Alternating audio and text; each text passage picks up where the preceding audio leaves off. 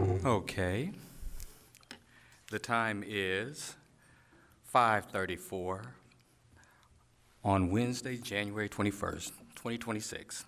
And this meeting, public meeting of the DC State Board of Education will come to order.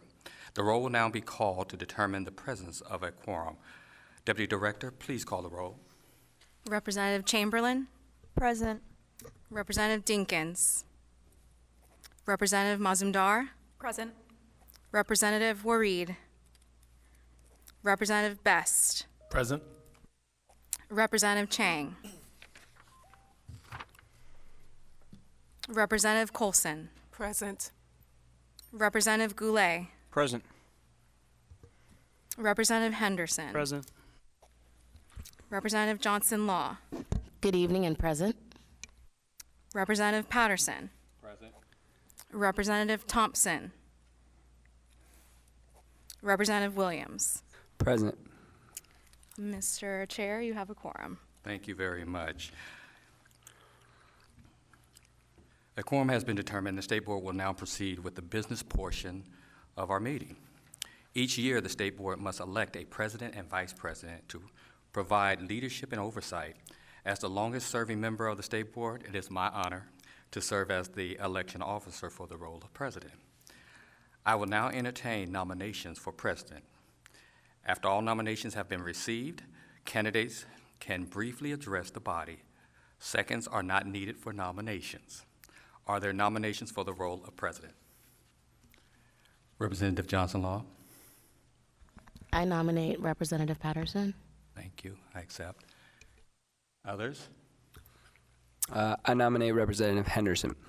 Thank you. Accept. Thank you. Are there any other nominations? Okay. Seeing no other nominations, we have two candidates for the position of president. Myself and Representative Henderson. Each candidate will have time to speak. I will defer to Representative Henderson first. Thank you, President Patterson. I'm running for the position of president to offer to my colleagues a commitment to prioritize our priorities and to relentlessly and proactively push that work forward in meetings and in between, to communicate internally with consistency, to communicate externally with consistency and follow up and follow through. I would like us all to imagine what it would mean to us as individual members, as a board, as committee members, as a city, and ultimately for our students as we do this work for, to have such a relentless commitment to advancing our work. Thank you. Thank you, sir. I'm running for a second term as president, and the reason why I'm running for a second term is because as we've seen over the last year, especially with the administration that we have in the White House, these have been some of the most tumultuous times that we've ever seen in public education. And I believe that I've been a person that has really brought us together as a board, but also as an ecosystem. We've worked very closely with not just one side of the house, but both sides. For the very first time, we had a member from the PCSB come to one of our working meetings. We continue to build those collaborations because we know all our students are our students. And that's what we're here to do, is to serve all of our students. All of our teachers are all of our teachers. And so it is very important at this particular time, as we'll probably see more things happening in the public education sector, as these budgets that we're about to see become tighter, that we have strong advocates who can work both out front, but also behind the scenes. A lot of the times, a lot of the negotiations, because we don't have the statutory power, we have to work very solidly behind the scenes and build the relationships to get things done. I think I've done that well, and I've proven that because we've been able to get a lot of things done in spite of this tumultuous time. So I'm asking for your vote of confidence to continue on the same track. Thank you. All right.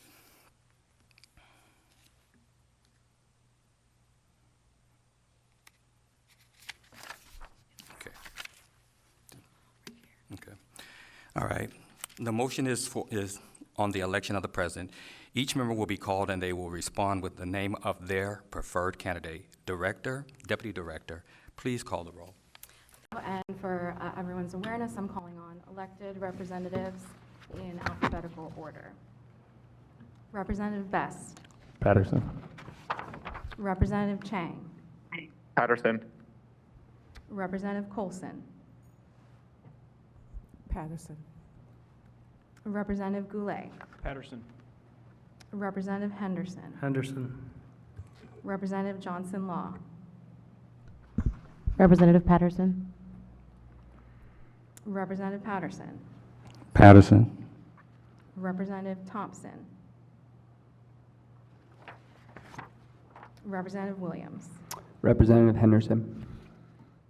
For the role of president, Representative Patterson has won by a vote of 6-2. Thank you very much. Now we will move to Vice President. I will now entertain nominations for Vice President. After all nominations have been received, candidates can briefly address the body. Seconds are not needed again for nominations. Are there nominations for the role of Vice President? I'm going to go right ahead. Representative Goulet. Representative Goulet, are there any other nominations for Vice President? All right, so we have just one person that is actually seeking the Vice Presidency, and we will call the roll.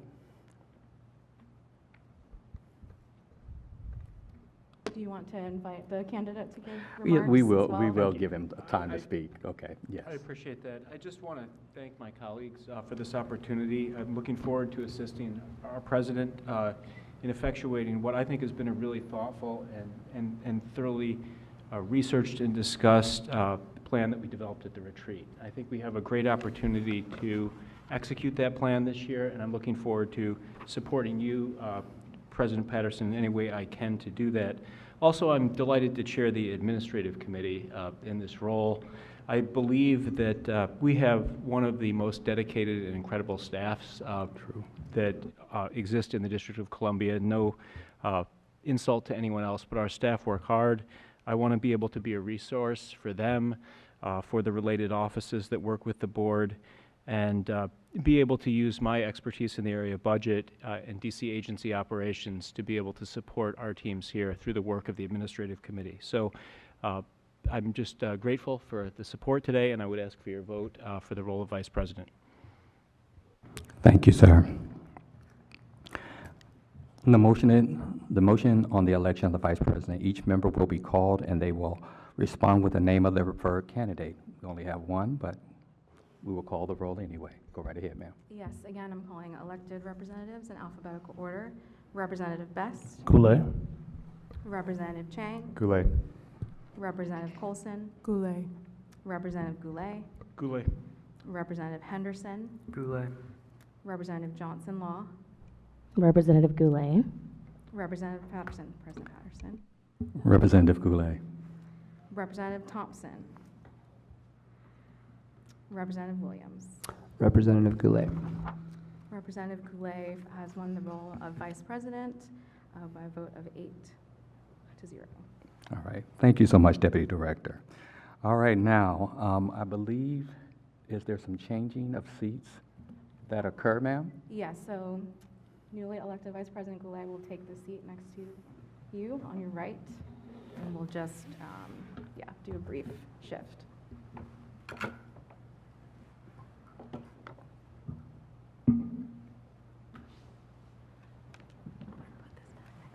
Okay, thank you, ma'am.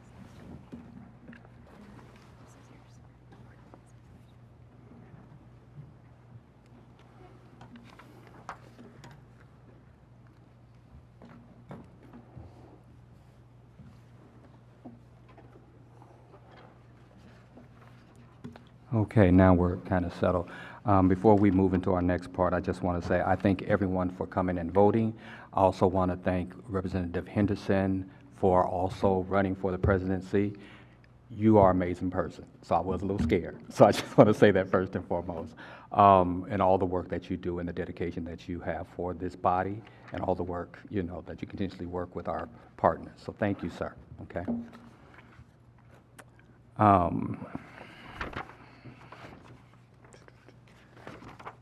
Members, we have a draft agenda before us. Are there any corrections or additions to our agenda?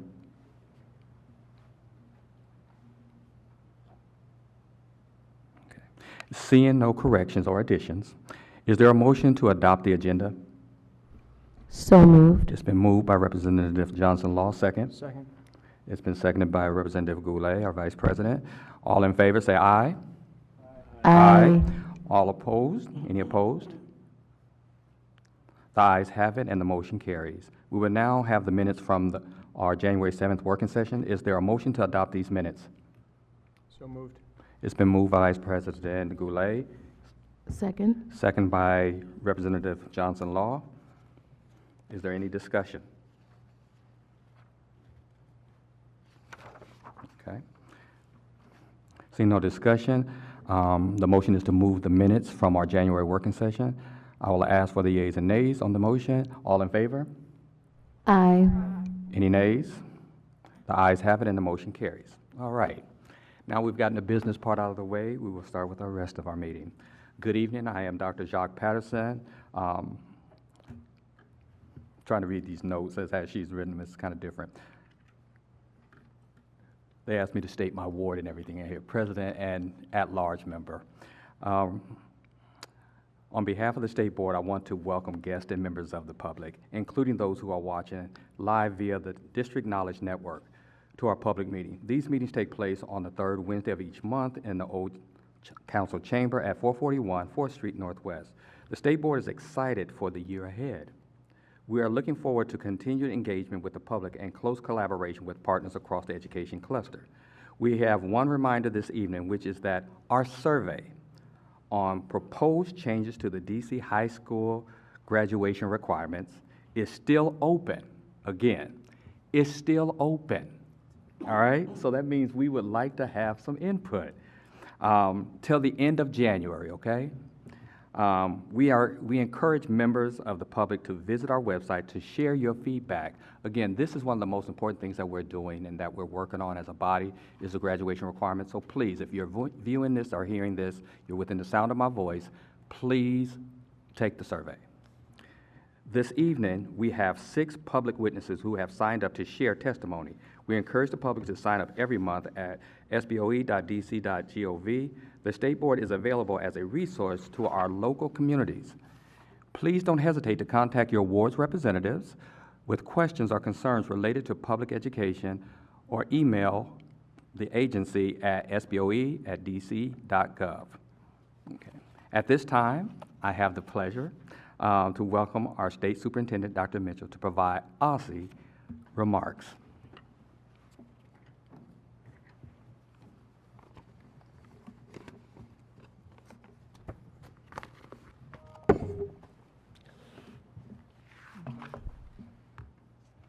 Good evening.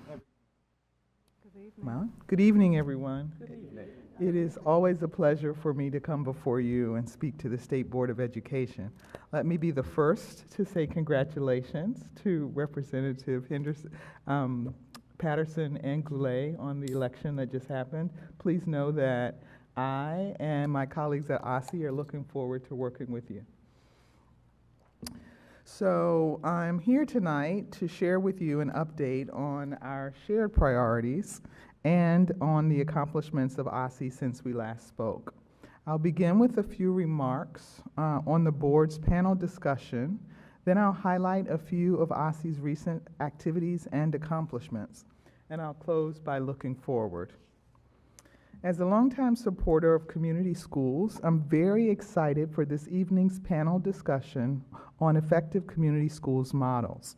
The district has supported community schools through local and federal competitive grants, an ingrained provider network, and a robust, equitable per-pupil funding that enables LEAs to have among the lowest staff-to-student ratios in the country.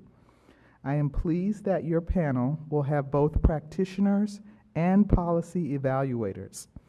In an era of constrained budgets, it is more important than ever that DC make data-informed decisions driven by timely, accurate program evaluation.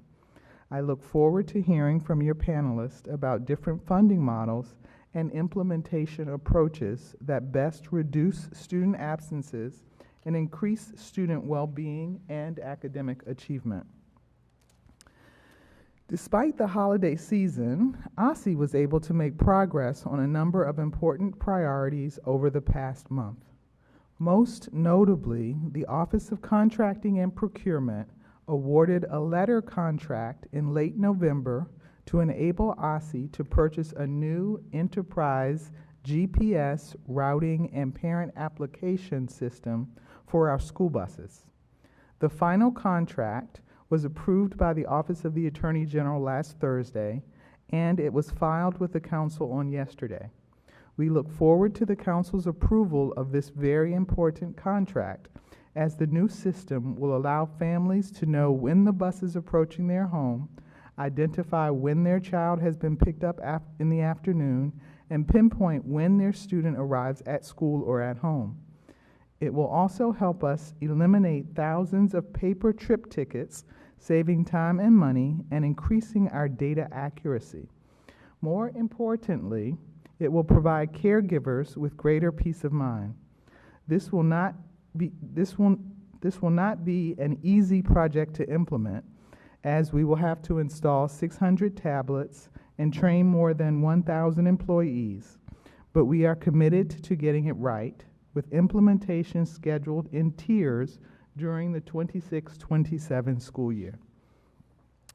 Over the past month, we also published an update on competency-based education, providing more information on the 10 schools in the district offering this model, and we've also published our annual discipline report. Key findings from the discipline report include that rates of suspension and expulsions remained static compared to last year.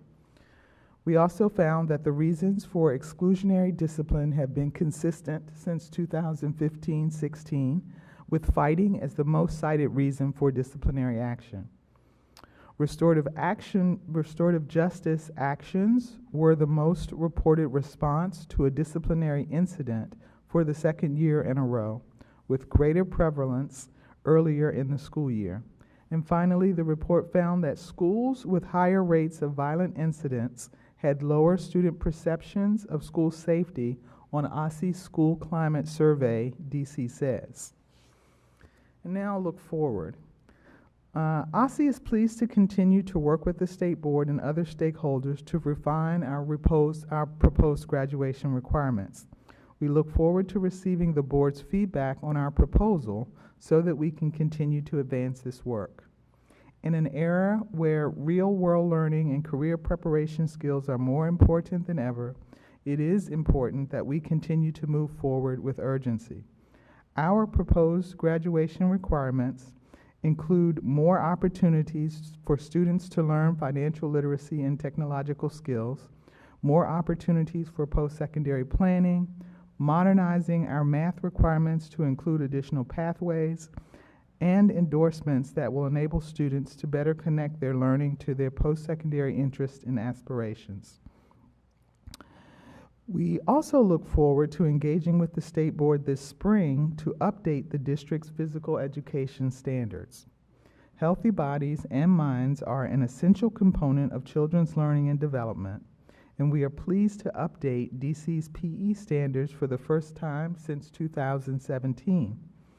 Our proposed standards will largely mirror the national standards created by SHAPE, which is a national organization.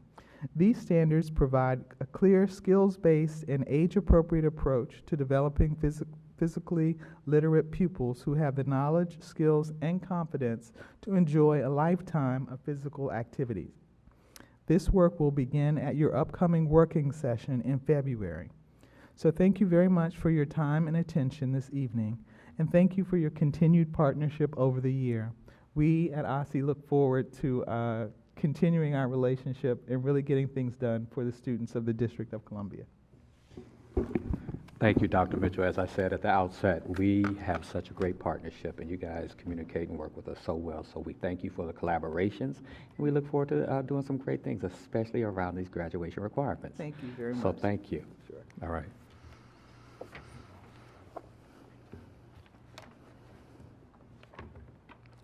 We will now move to our expert panel on effective community school models.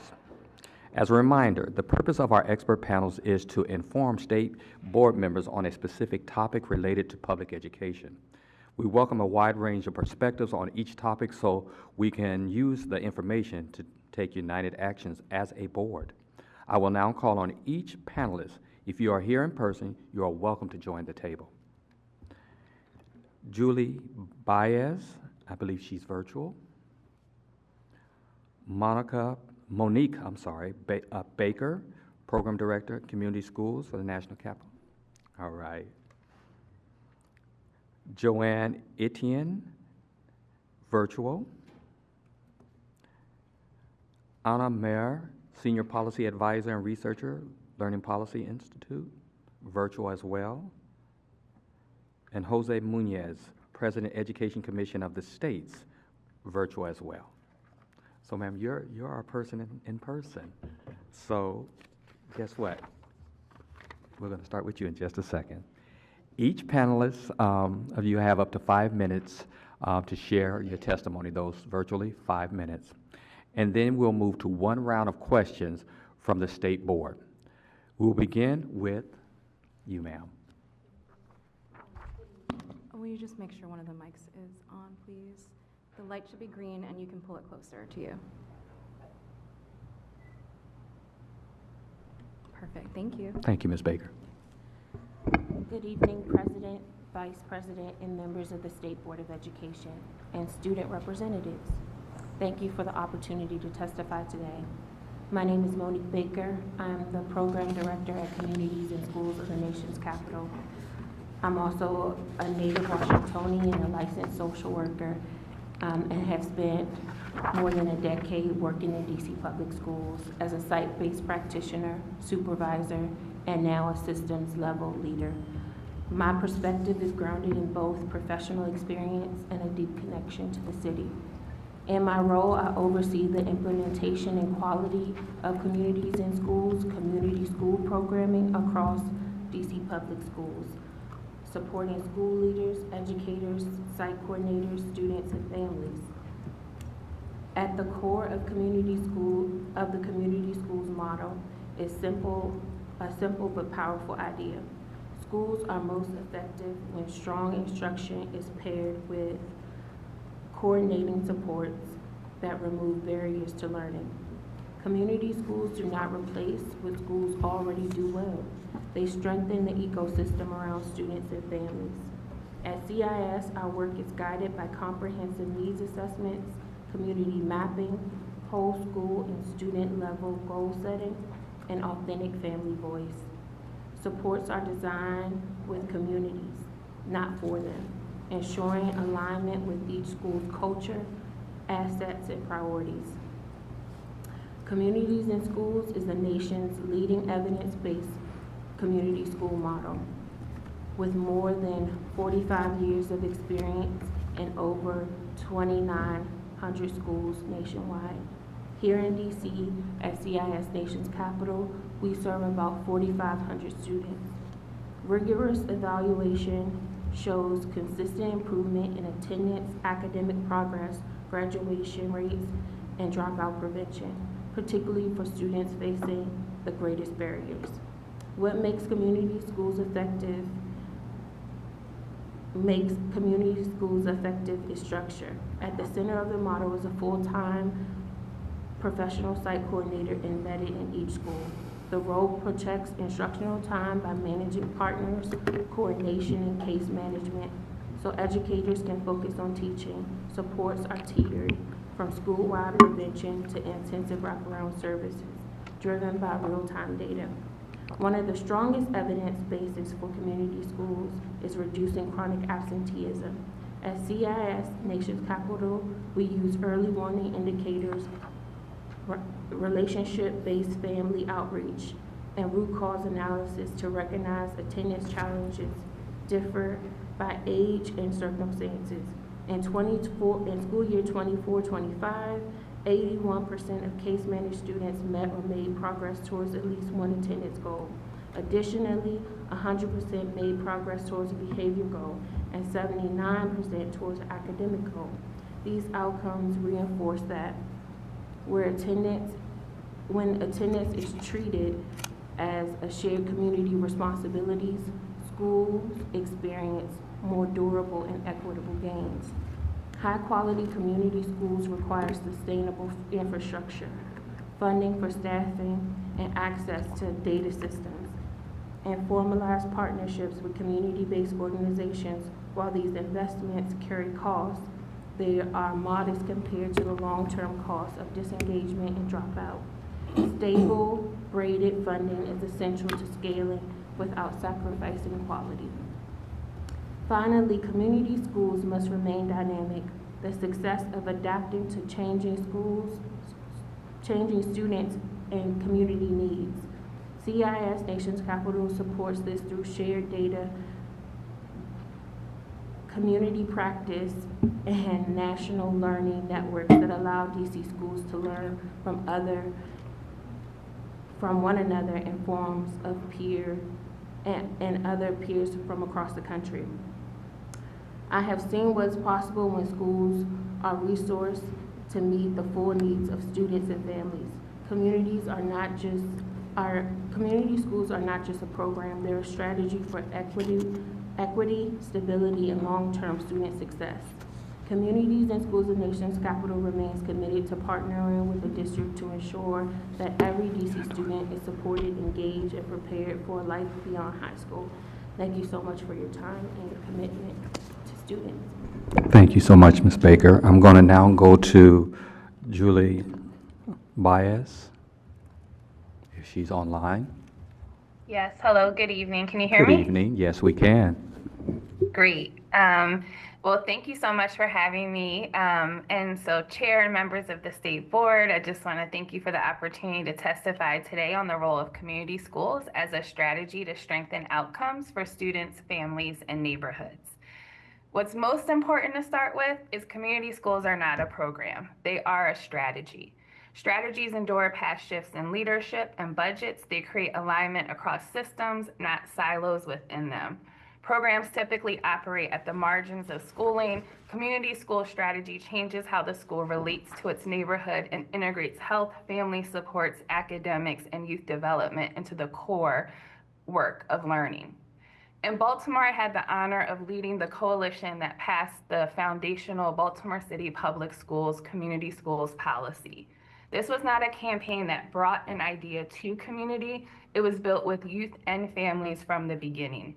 Students and caregivers sat on working groups, informed policy language, and drove priorities through organizing. This mattered because community schools must reflect the lived experience of the community and not just the theory. Baltimore also had enabling policy structures already in place to help community schools move forward. For example, every public school is required to have a school-level accountability body responsible for budget and program decisions, with mandated parent and student representation. These bodies are not advisory. They are accountable governance entities, and that infrastructure helped us avoid the kind of tokenism input models that many communities understandably distrust.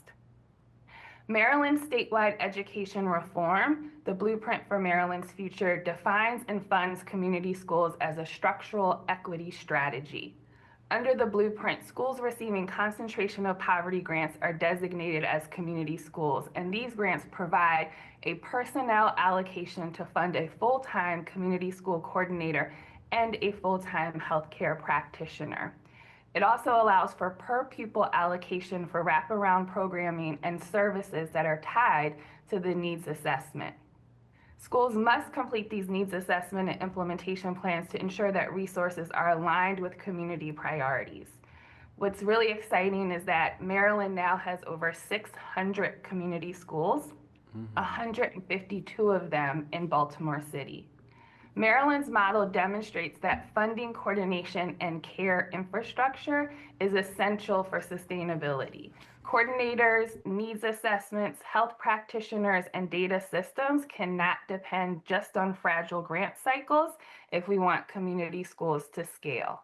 So as we think about the true cost and collaboration of this work, we need to ensure we're thinking about time for coordination, data sharing agreements, partnership management, health and mental health alignment, after school and expanded learning, and how we create pathways to ensure that there are practitioners who are leading in these roles in each of the schools. What's also important is that in Baltimore, the cost model extends beyond education. Governor Wes Moore has explicitly aligned community schools with his statewide child poverty reduction strategy and created new funding streams through the Enough Act, recognizing that community schools are part of a whole child, whole family anti-poverty system, not just an instructional intervention. One lesson Baltimore would offer any jurisdiction is that community schools require civic data infrastructure and not just school-based services. Baltimore's Promise, the organization I now lead, is building cross-agency data infrastructure that connects education, health, youth development, and labor force data so that we can have coordinated care plans, system-level analyses around chronic absenteeism, and we're able to, over time, track the reach and efficacy of these collective efforts. This infrastructure enables educators to understand the patterns instead of reacting just to systems.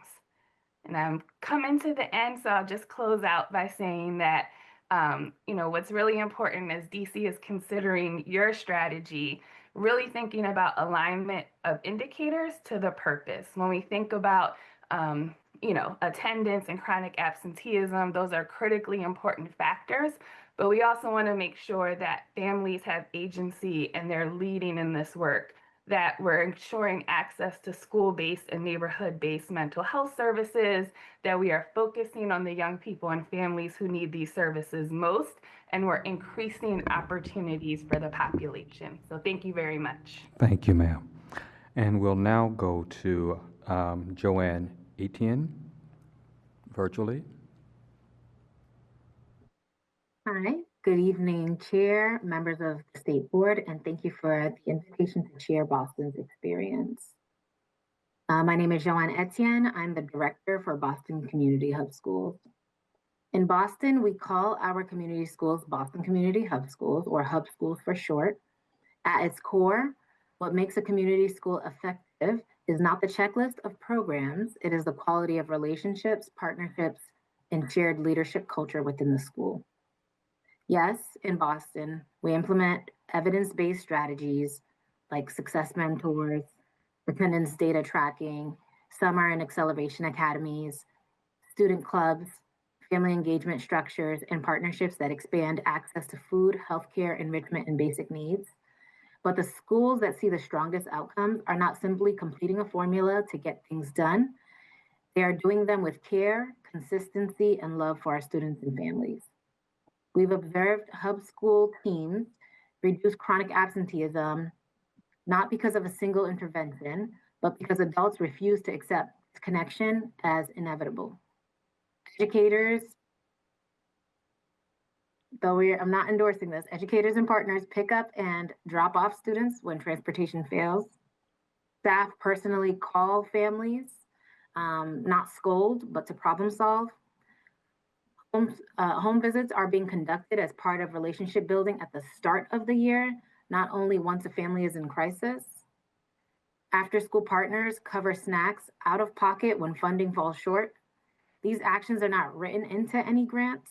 They flow from the shared belief that our children are worthy of extraordinary effort. Who you hire matters in this work. And so I offer that to you, and I want to say it again, who you hire and partner with and contract with for every aspect of this work matters. Who you partner with matters. Mindset is the infrastructure. Boston's hub schools did not emerge overnight. We launched a 3-year pilot in 2021 with 14 schools using federal ESSER funds building on earlier efforts of a small group of school leaders in partnership with the YMCA of Greater Boston and supported by the Boston Teachers Union. From the beginning, we established an integrated partnership structure that continues today, bringing together Boston Public Schools, the Boston Teachers Union, lead partners including the YMCA of Greater Boston, City Year of Greater Boston, and the University of Massachusetts Boston through a university-assisted community schools model. Our intermediary, the United Way of Massachusetts Bay and Merrimack Valley, and our philanthropic partners and the City of Boston. In short, we refer to this group of systems level partners as the collaborative. Arguably, the most powerful element of the governance structure is not the collaborative, but instead our site-based teams, which we refer to as hub teams, which are facilitated by their respective hub school coordinator. These partners and our hub teams all together operate through our shared governance structure, working together rather than in parallel to design, implement, and sustain the strategy. We pool and braid resources to support students, families, and communities. Today, we serve 20 hub schools. Every school has a dedicated hub coordinator, a full-time role whose key responsibility is to align partners, data, resources, and voices of school priorities for student, family, and community success. Coordinators are centrally funded, not placed on school budgets, because coordination is a system responsibility. In FY26, this current fiscal year, these roles cost roughly $90,000 to $98,000 plus benefits, comparable to other student support leadership roles. But the true cost of community schools extends beyond staffing. There's also the infrastructure of leaders and staffing at the leadership level, but also professional learning, data systems, governance structures, partnership management, and time. Policymakers must plan for all of that upfront if they want sustainability. Student and family voice is not symbolic in Boston, it is structural. Hub coordinators facilitate those site-based leadership teams, those hub teams, that include students, families, educators, administrators, and partners. Internal grant proposals are not approved without clear evidence of student and family input for participatory budgeting processes. Even with the voices of our youngest learners, we want to see it. That's thanks to the support of a philanthropic partner. Each hub school receives a first-year Catalyst grant of $20,000 that requires participatory budgeting. And this is one of the ways we prevent tokenism. Ms. Etienne, I'll have to go to the next person. We'll try to give you some time later. Absolutely. Thank you, ma'am. Ms. Anna Mayer, virtually. Yes, good evening. I'm very happy to be here. My name's Anna Mayer. I'm a senior policy advisor at the Learning Policy Institute, which is an educational nonprofit organization. And I work on community schools research and policy in California, where I'm based, as well as other states, and working at the federal level as well. So I wanted to share a little bit more about the national landscape of community schools, and I've really enjoyed hearing the examples that the other panelists have shared. There's a couple different figures that I provided in my written testimony, which I will be referring to. One point that I want to make is that community schools are an evidence-based school transformation strategy that unites the efforts of students, families, educators, and community partners to improve student learning and well-being. And I was on the team at the Learning Policy Institute that conducted a research review in 2017 that looked at over 140 studies of well-implemented community schools, as well as their component practices or pillars. And that we found that these approaches led to improvements in student and school outcomes, specifically increased attendance and reduced chronic absence, increased academic achievement. That includes test scores, especially for mathematics, as well as high school graduation rates, improvements in school climate measures. One example is that students reported on surveys that they had more positive peer and adult relationships with their community schools, and that they had improved attitudes towards school. And we also see some evidence of reductions in racial and economic achievement gaps And I think another speaker mentioned that this is a way to leverage resources. And there are some studies pointing to a cost benefit ratio of $5 up to $15 for every dollar invested.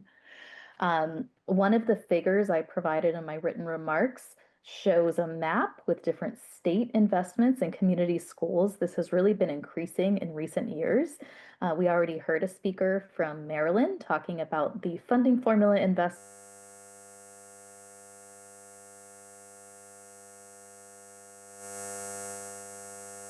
Ma'am, if you could pause, well, pause your time. We can't hear you in the chamber.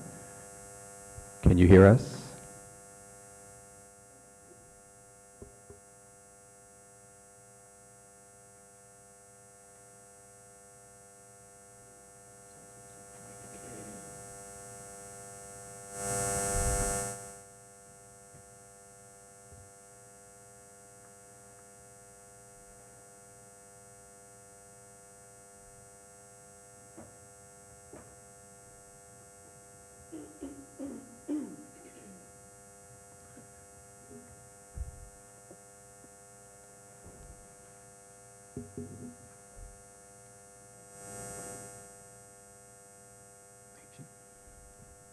I think she's speaking and she doesn't know we can't hear her.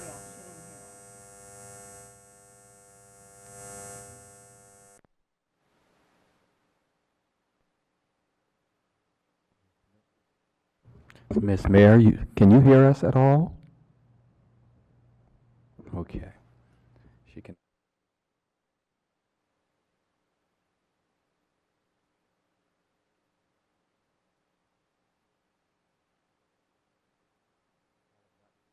Apologize for the technical difficulties. We'll work them out. I believe our staff is going to make sure. We lost network connection.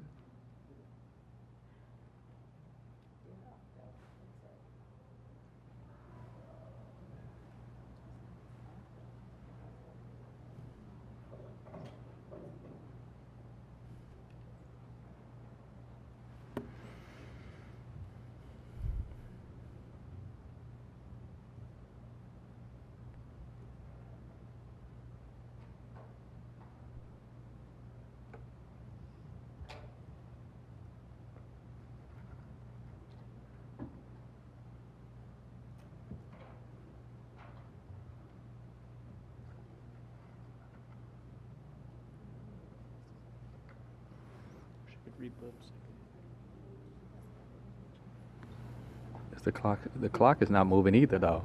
I think they paused the clock, though. Ian, can you send a message in the Zoom, in the chat?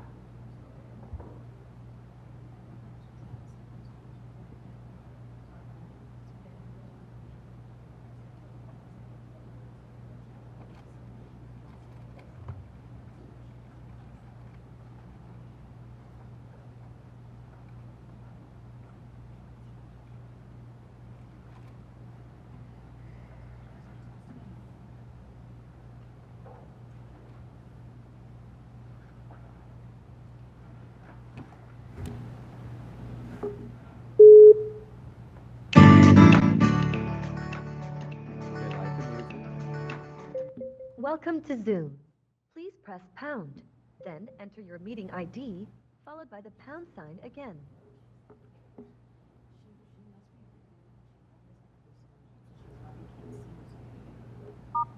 9, 3, 8, 4, 6, 5, 4, 6, 6, 0. It must have happened when the clock stopped because the timer You are stopped in at the some meeting point now. on you. Oh, I and- do see it stopped, yeah. Yeah. Weird. So they say that's an interruption. and They're it's on coming the back. flag for you, so that you So I don't keep talking. Just so you Okay, can know. you guys, can our virtual panelists, can you hear us now? Yeah. You were Okay, we can hear them and they can't hear us still. Thank you for flagging that. Okay. Virtual panelists, can you hear us yet? Nice to see you, Jose.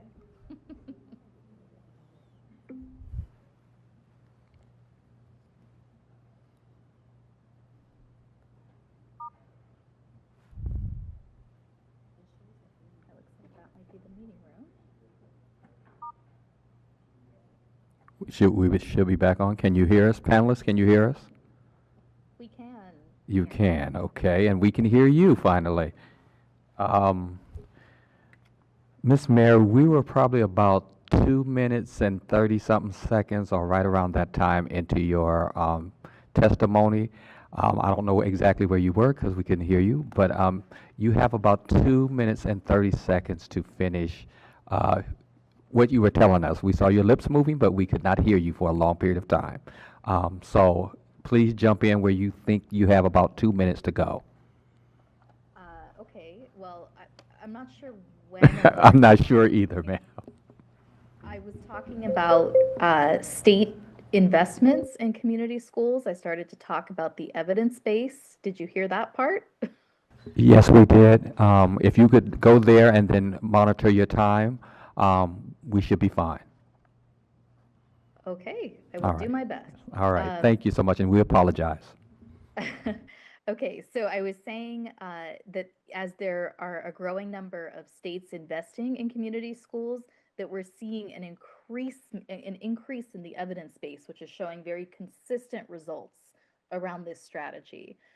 So I was referring to Figure 2 in my written remarks, which shows results from a number of state investments, and just showing again that there's this consistent findings around reductions in chronic absence, increases in attendance, increases in ELA and math test scores, graduation rates, reduced suspension and disciplinary incidents, improvements in school climate survey results, and very important evidence around reducing achievement gaps, which I'm going to talk about a little more in the context of some California research that we've done.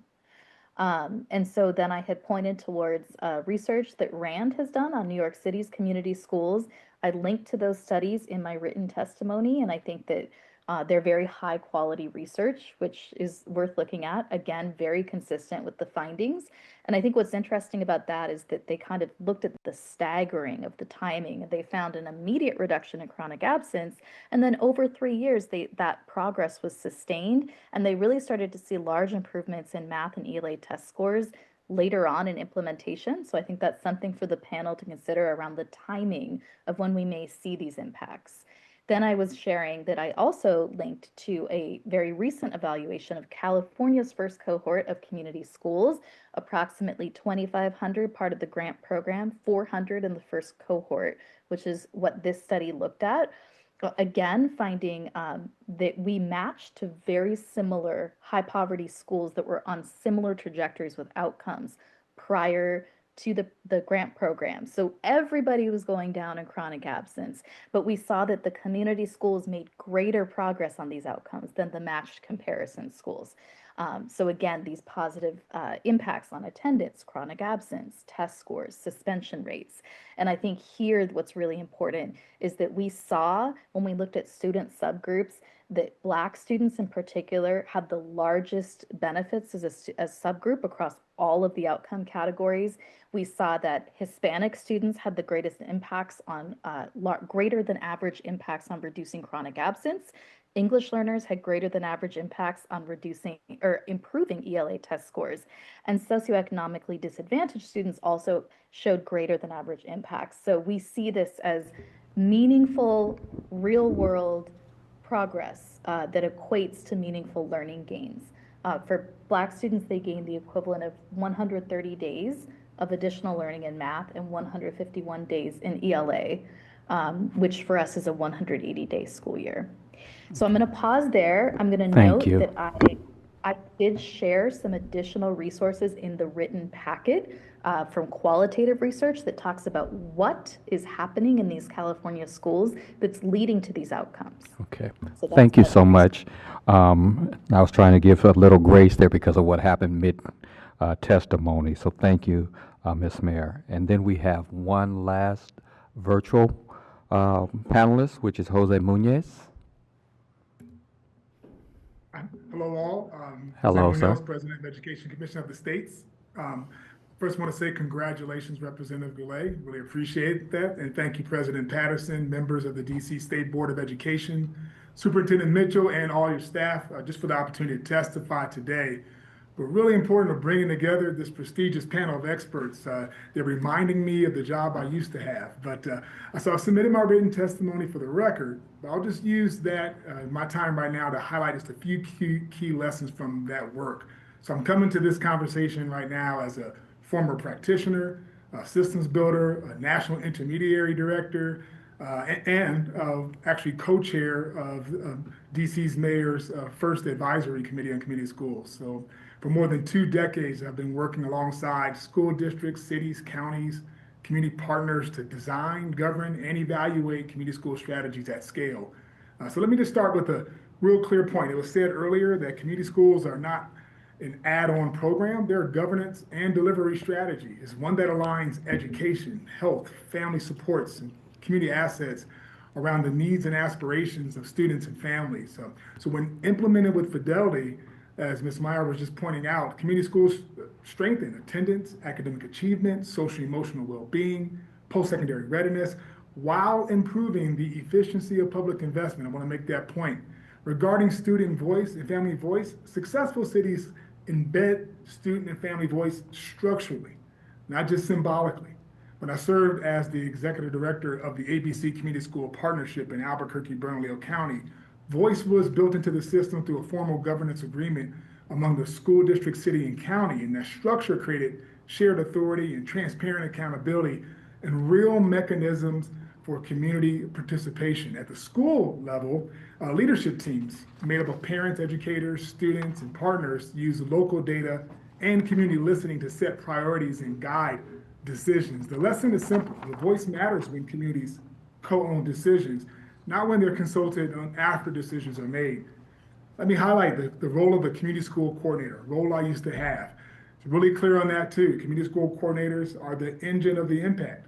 They don't just deliver service themselves, they shouldn't. They orchestrate the systems, aligning the partners, tracking data, engaging families, ensuring follow-through so schools are not carrying that burden alone. Back in Albuquerque, a rigorous return on investment study I issued, we found that a coordinator generated more than $7.11 in benefits for every dollar we invested in a coordinator. So effective models support one coordinator per school, with some clear authority, access to the leadership, and competencies in data and partnership management and continuous improvement. When that role is under-resourced, outcomes suffer. When it's supported, impact actually multiplies. So what's important, I'll state too, what Ms. Mayer was just pointing out, that these lessons are not unique to one city. Through our own Education Commission of the State's 50 state policy tracking, we see some similar patterns across very different contexts, places like California, New Mexico, New York, Maryland, Illinois. The models differ, but the mechanisms are consistent. There's clear staffing roles, there's shared governance, meaningful family engagement and accountability that goes beyond test scores. And that's why community schools should be evaluated using both leading and lagging indicators, especially chronic absenteeism, such as attendance growth, family engagement, and access to supports, and of course, academic progress. So academics and whole child support, just to put some things on there, there's a common concern is whether community schools distract from instruction. In practice, the opposite is true. So community schools protect instructional time by addressing the non-academic barriers that otherwise prevent students from being present and ready to learn. So teachers teach better when students are present and supported. Principals lead better when coordination work is shared. So in closing, the question before DC is not whether community schools work. We've heard a lot of great evidence produced right here. It's really clear. The real question is how might DC invest in the infrastructure, the staffing, the governance, and the accountability required to realize their full potential. So community schools succeed when systems change and not just the schools. And DC has a great opportunity to build a model that centers student and family voice using the public dollars more efficiently, that delivers measurable results for students, families, and neighborhoods alike. So I just want to thank you for your leadership and for the opportunity to share these lessons. Thank you so much, panelists. And I do want to state for the ones that are there virtually, our superintendent is still here, so she is listening, and I appreciate that so much about her, just so you guys understand how much she's dedicated to this as well. Our Deputy Director will now call a round of member questions, which will begin with our student representatives. Each member will have 3 minutes, and I know I say this a lot, 3 minutes. A reminder to members that those 3 minutes include both the time to ask the question and the panelists to respond, okay? So, Deputy Director. Okay, we will begin with our student representatives. Representative Chamberlain. Good afternoon. I have 2 questions. I'd first like to address Ms. Julia Bays. And I would like to know any impacts you saw within the community school model for your students with special needs. Thank you. I included in my written testimony a few reports out of Baltimore, one from the Baltimore Education and Research Consortium, another that was done by Towson University and the Maryland Center for Community Schools. Both of those share, along with what I think Anna presented in her list of reports, information disaggregated by different student populations. So you're able to go ahead and take a look at that.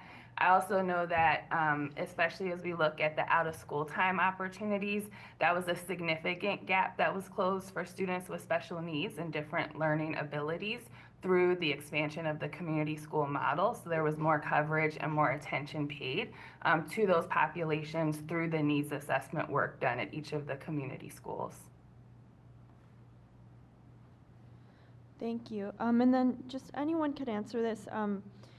I'd like to know what supports can be leveraged, or you all have seen be leveraged within community schools to best meet the needs of students with disabilities.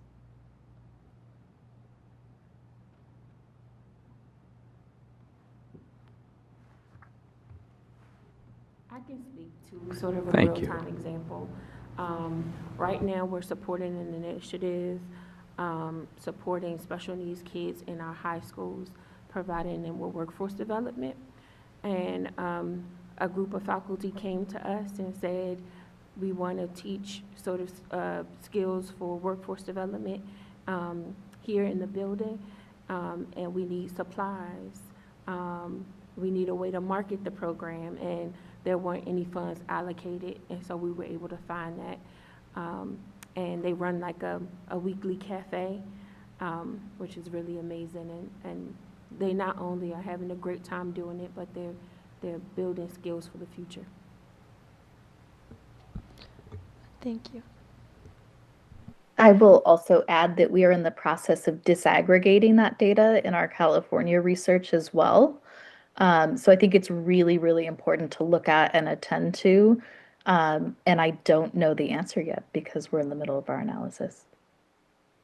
Okay, I look forward to seeing that. Thank you. I'll yield the rest of my time. Representative Dinkins.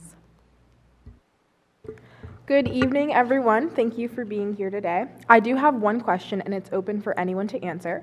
It's what would measurable success look like for a DC student who entered and attended a community school from kindergarten through 12th grade and graduated?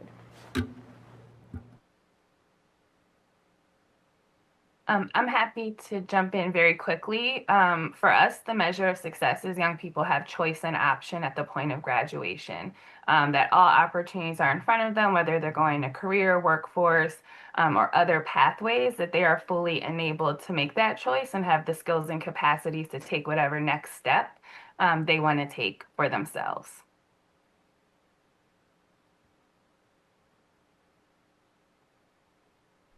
I think the greatest hope that I have for the children that have matriculated through our program is not only that they get to graduation and have a life of their own choosing, but they also know how to navigate their community, and they have a broader community of support that could carry them through a lifetime, and that they have the skills and ability to, actualize their goals.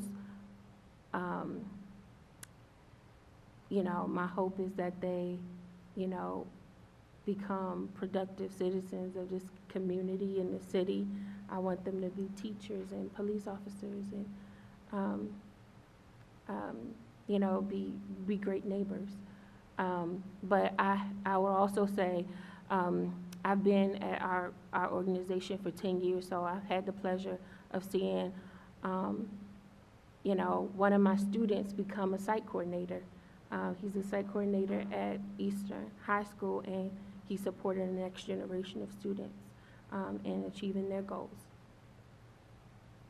Thank you. I would like to yield the rest of my time. Representative Mazumdar. Thank you all for coming to testify tonight, both virtually and in person. I just have one question, and anyone can answer it. I find the dynamicism of community schools, particularly in terms of their responsiveness to need, is very unique. So how do community schools go about monitoring shifts in needs, and what indicators and data do they look for, particularly within a single school year? Can you restate that second question, please? Sure. I was asking how community schools go about monitoring shifts in needs, what indicators and data they look for within a single school year. I'll start us off if you don't mind. So as several of us mentioned before, I know I mentioned in my testimony too about the system structure and incorporating student and family voice continuously. That structure, especially the school site team, allows you to be agile to address any particular circumstances that may come upon a family, all the way to any particular circumstances that may come upon a neighborhood or a community for them to address. Shifting the needs really relies on, the onus is on the systems change structure I mentioned. How agile can funding be in order for local schools and communities to address those needs quicker? An example, when I was a coordinator in Albuquerque over a decade ago, we were facing tremendous odds with a 91% student mobility at one school. When instituting the structure I'm talking about and finding out why that was, within 3 years, we were able to reduce it to 38%. The school went, when we had state grades back then, from an F state grade to a B state grade. The shifting in resources came from the city, the county, the school district's ability of allowing us to make shifts as we saw fit. The main driver is that we wanted to achieve a positive return on the indicator. The indicator we were trying to change was student mobility. We did that. The circumstance or the situation it caused was the grades went up, kids started coming, families were more stable. I would also add that just a best practice that we've seen across sites is, I think we heard this, the needs and assets assessment process, and that should be ongoing and driving continuous improvement so that there's a regular conversation with the whole school community about what are the assets that we're leveraging and what needs do we see, and do we need to adjust our resources and our approach based on what we're seeing, because things change. I would also add that communities and schools has a data sharing agreement with DCPS, and we have a system called the CIS data system where we enter data continuously, so we can track whole school goals and individual student goals. Thank you. Representative Best. So I love the idea of community schools, like family engagement plus community partnerships. I did that work for about 10 years. It provides that 2-generational support that, our families need, but it isn't new. We've known this for a while. But how do we ensure DC gets past surface level agreements and partnerships? How do we get real buy-in from staff and admin? How do we ensure that the partnerships also include the fun aspects of our communities that bring joy to schools as well? And I love the fact that we talked that, I think it was the individual from Boston mentioned the hiring practices, because I've worked with people who love the kids but are afraid of the community. And so I know I just asked a lot of questions, but that's open for everyone. I'll jump in and share that for us, in terms of building buy-in, one thing that we saw as an incredible lever was taking full teams of people to the IEL conference that happens every May. And so we with the support of a philanthropic partner, we're able to take like large groups of school leader and coordinator peers. So that way they're deepening their learning and, you know, being able to learn from others who are further along in the work. Boston's only been implementing this strategy or this iteration of the strategy since 2021. And so we're still early in our implementation and often learning. And so that time away has been just incredible for school leaders to really pair up with their coordinator, value the what is possible, and to just like broaden their perspective on, you know, I'm not a community school because I now have a hub school coordinator, but instead like it's again a whole mindset shift, and then kind of moves into their leadership, and then they're planning for the rest of the year, presenting to the rest of their staff, building that out with educators and some buy-in there. And then I just want to name that a lot of schools in our district often have the elements of what makes a community hub school. We just happen to have made the investment so far right now for 20 schools. And so oftentimes we have schools that are like, I'm doing the expanded and enriched learning opportunities. I'm doing this piece, I'm doing that piece. And like, aren't I a hub school? And essentially every school can kind of really lean into the strategy. But I think building the buy-in really does take time to just like invest in the professional learning, a shared language, and then having that school leader. I think the strategy really does can be supported or kind of hindered by school leadership if they're not completely bought in and fully understand, and then can bring it into their vision and their leadership. Thank you. Representative Chang. Thank you all. I will continue my questions off of what Representative Best started. When I was leading a local community group in the 2010s, we built partnerships with some of the community school programs. And honestly, the range of quality and how the partnerships were managed was very, very wide. I think some of the groups were able to really activate the various partners and really integrate them into the schools. And unfortunately, I felt like too many were hoping we would sign on every year as a checkbox for the number of community partners that they had. And I'm just curious how you think about, yes, I understand the outcomes around the child's actual outcomes and experiences, but when you think about how do we distinguish between programs that are well managed or poorly managed, how do we support groups to, you know, lean more towards the groups that when we had those partners, it was awesome, right? How do we support them to get to that point where they can actually achieve that level of awesomeness? And this is for anybody in the group to answer. Thank you. I'll start off. So just to give you some context real quick, Julia Baez and I, we both led local systems of community schools. Ours was built with a joint partnership agreement between the city, county, and the school district, and included others. One of the things was the city and the county actually changing their RFP process and form for social services, their typical social service dollar, and to help build the more intentional partnerships.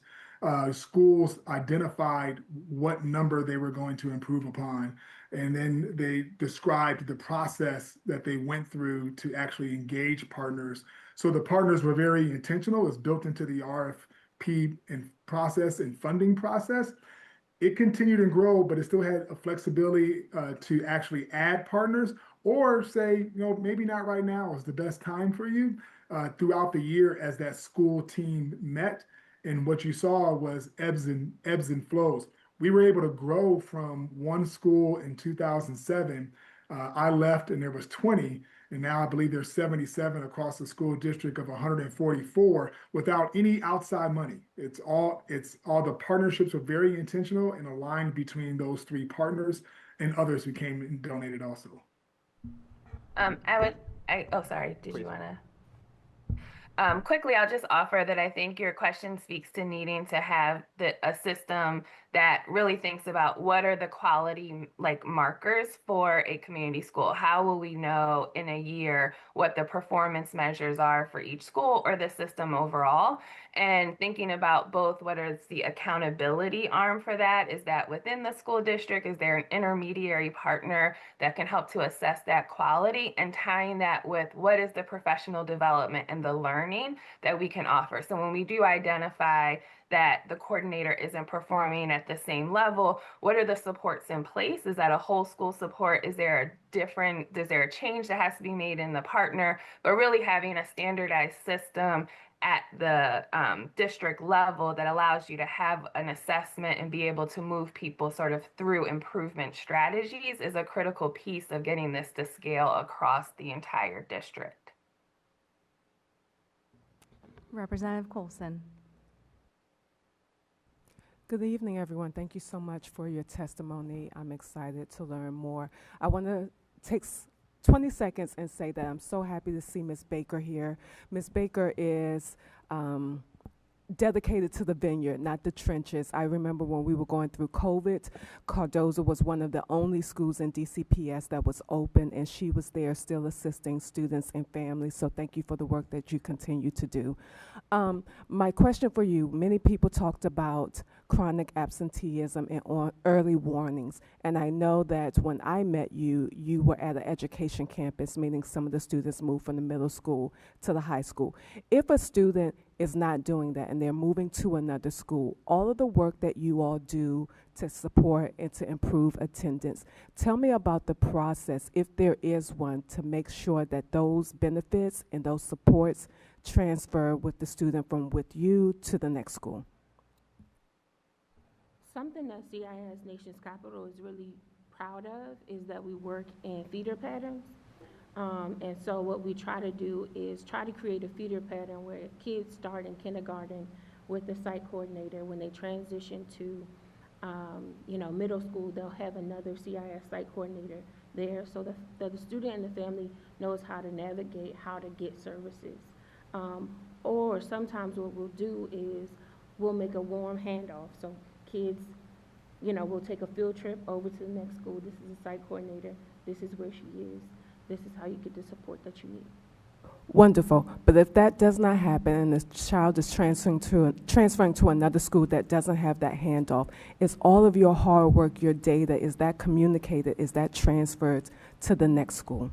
We try to as much as we can, but not but guaranteed. we don't have a mechanism for it yet. Got it. Thank you. All right. And then to my other experts here, I heard all of the investments that we make to support students in terms of transportation and clothing and all of the basic needs and the investment that we make to improve outcomes. I'm wondering about the other partners. Are all of the partners that we have there to fill the gap or a deficit, or are we partnering with some other people, like my colleague said, to bring joy? Because my thought is, if you partner with other people, then we can see something different, we can do something different, and maybe that will impact the outcomes. Have we done that?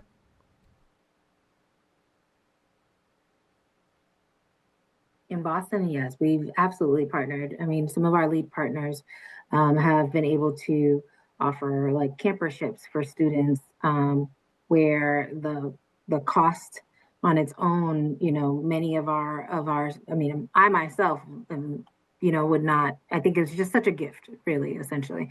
And so just like opportunities for students to be able to experience and see things that are not maybe typical or often just within their reach, and we norm for that. And so that's why even for our needs assessment, we don't call it that. It's an assets and opportunities assessment. So we look at what more can we offer students. And I'll just close by saying that, our city has also made major investments. Our mayor has just extended, all access to our museums and a lot of those pieces. And so we just try to coordinate around all of the rich resources that Boston has in order to ensure that students are getting that exposure to more, and also that we're partnering with folks who can accelerate learning and not Thank just you, Ms. looking to just Etienne. build. I have to move on to the next representative. Thank you so much. Representative Henderson. Thank you to all of you for your testimony. I want to start with Ms. Mayer and then invite others to speak to it as well. But Ms. Mayor, you brought up the cost-benefit ratios. We have finite resources. It seems like it's always a tight budget year. I'm wondering where those benefits show up. Are those in future savings? Are those savings from other programs? Could you speak to that? And then how might that be used to advocate for investment in community schools? Sure. So there's a couple different ways that those numbers can be calculated. There's a couple studies looking specifically at communities in schools that are looking at the, sort of more theoretical future benefits, like the value to society of students graduating on time, getting productive jobs, that type of thing. So that's where you see the really high numbers, like the $15, benefit. We also, on a practical matter though, in California, we see that we have ADA funding. So I don't actually know in DC if you're funding by student attendance on a daily basis or if you have enrollment-based funding, but our community schools actually get more dollars because they are reducing chronic absence, increasing daily attendance, and have students in their seats learning. So that's one factor in it. There's another element of it is the community school coordinator. There's some great data out of Albuquerque where Jose started his career, that the coordinator is forging these partnerships across sectors and with different organizations that often are bringing different funding streams. So it's not necessarily that you're creating money out of thin air, but you're finding ways to coordinate access for students and families that is efficient, effective, and it can be mutually beneficial. So often you see community schools providing space for outside partners to provide services to the students and families that they are already trying to work with. They can do so at the school site. And so that also is going into these benefit ratios, is saying, in-kind services and, different grant amounts that are being brought in by the coordinator and partner agencies to the school site. Can anyone else speak to savings, like across the city budget, from what you're investing in community schools means you need to spend less elsewhere?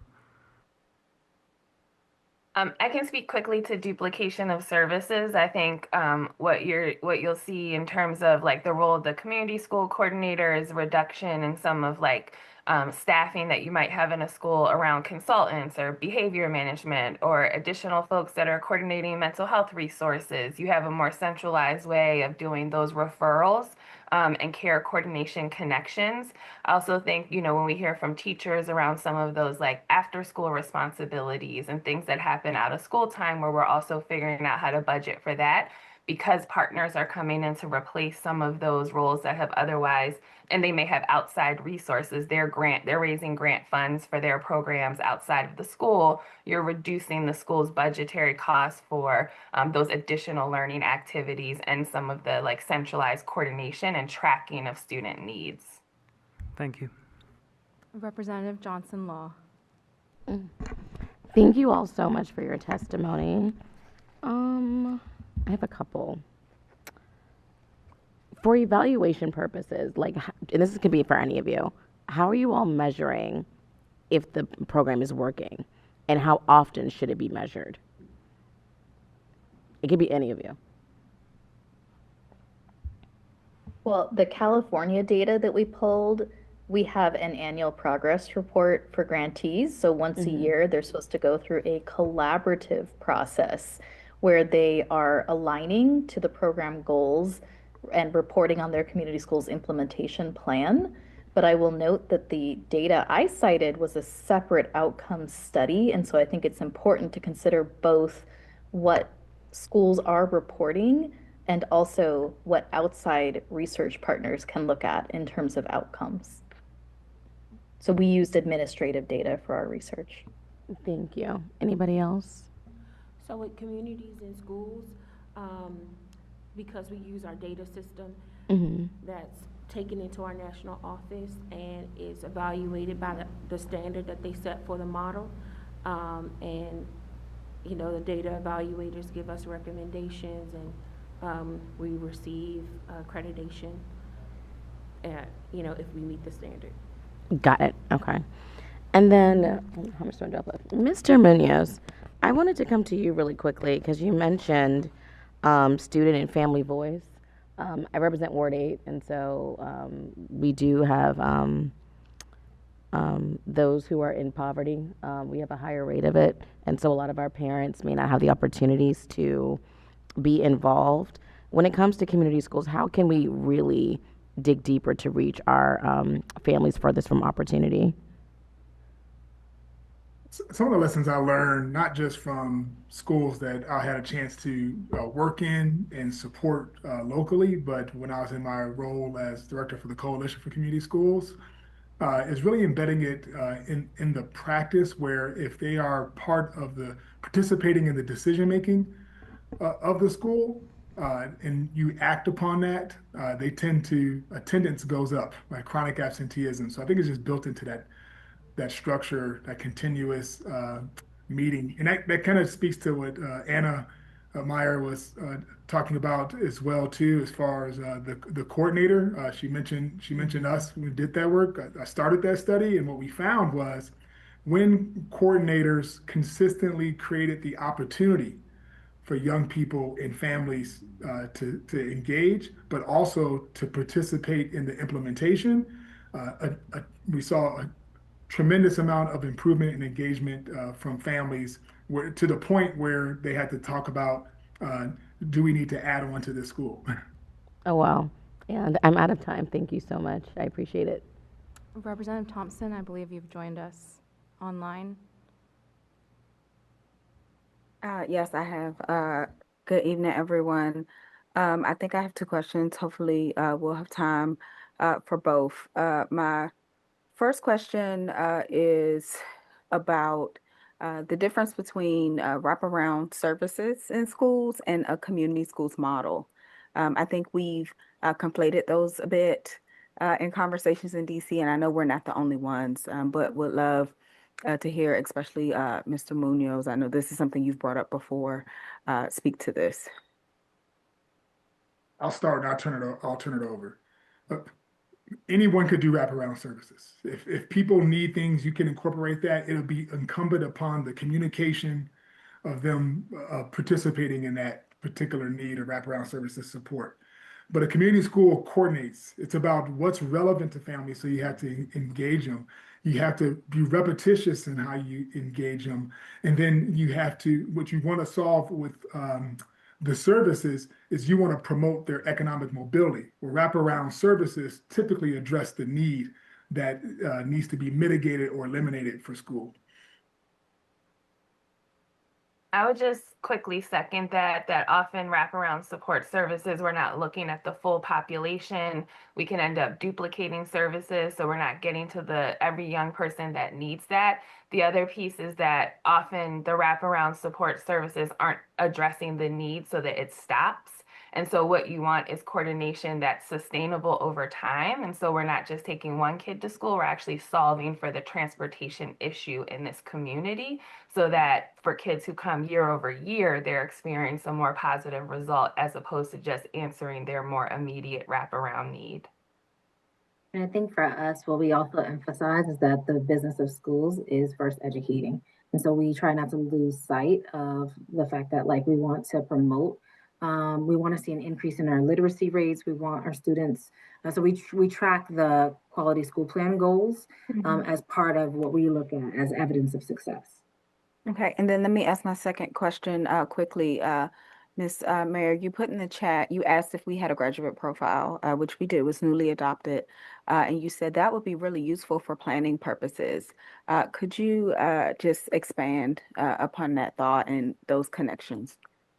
Sure. The question had been like, what is the outcome we're working toward? And I think if this graduate profile was a community-driven process, then each school can have the conversation of how do we want to, put together, leverage our assets and partnerships to move students closer towards this vision that we have. So I think it's really important when you're working on continuous improvement that you have really clear a really clear shared vision of what you're trying to work towards. Thank you. I so appreciate that. And I yield the rest of my time. Representative Williams. Yeah, thank you all. I have three questions that I want to get through in 3 minutes. My first question is for Ms. Baker. Ms. Baker, just from a very local context, what are the top, you mentioned barriers to learning, right, and how this is a strategy to address that. What are the top barriers that you're seeing right now in DC schools? I think some of our top barriers that we're seeing right now is making sure that kids get to school. So that maybe that might be transportation. Kids have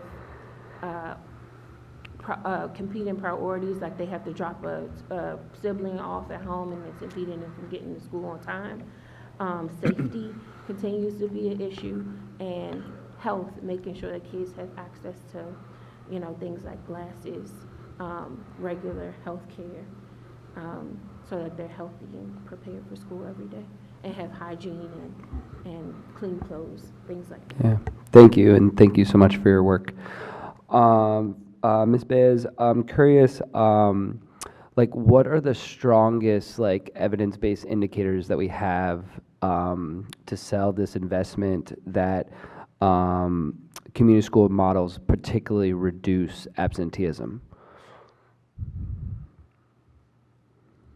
So what are the indicators that help us understand chronic absenteeism better?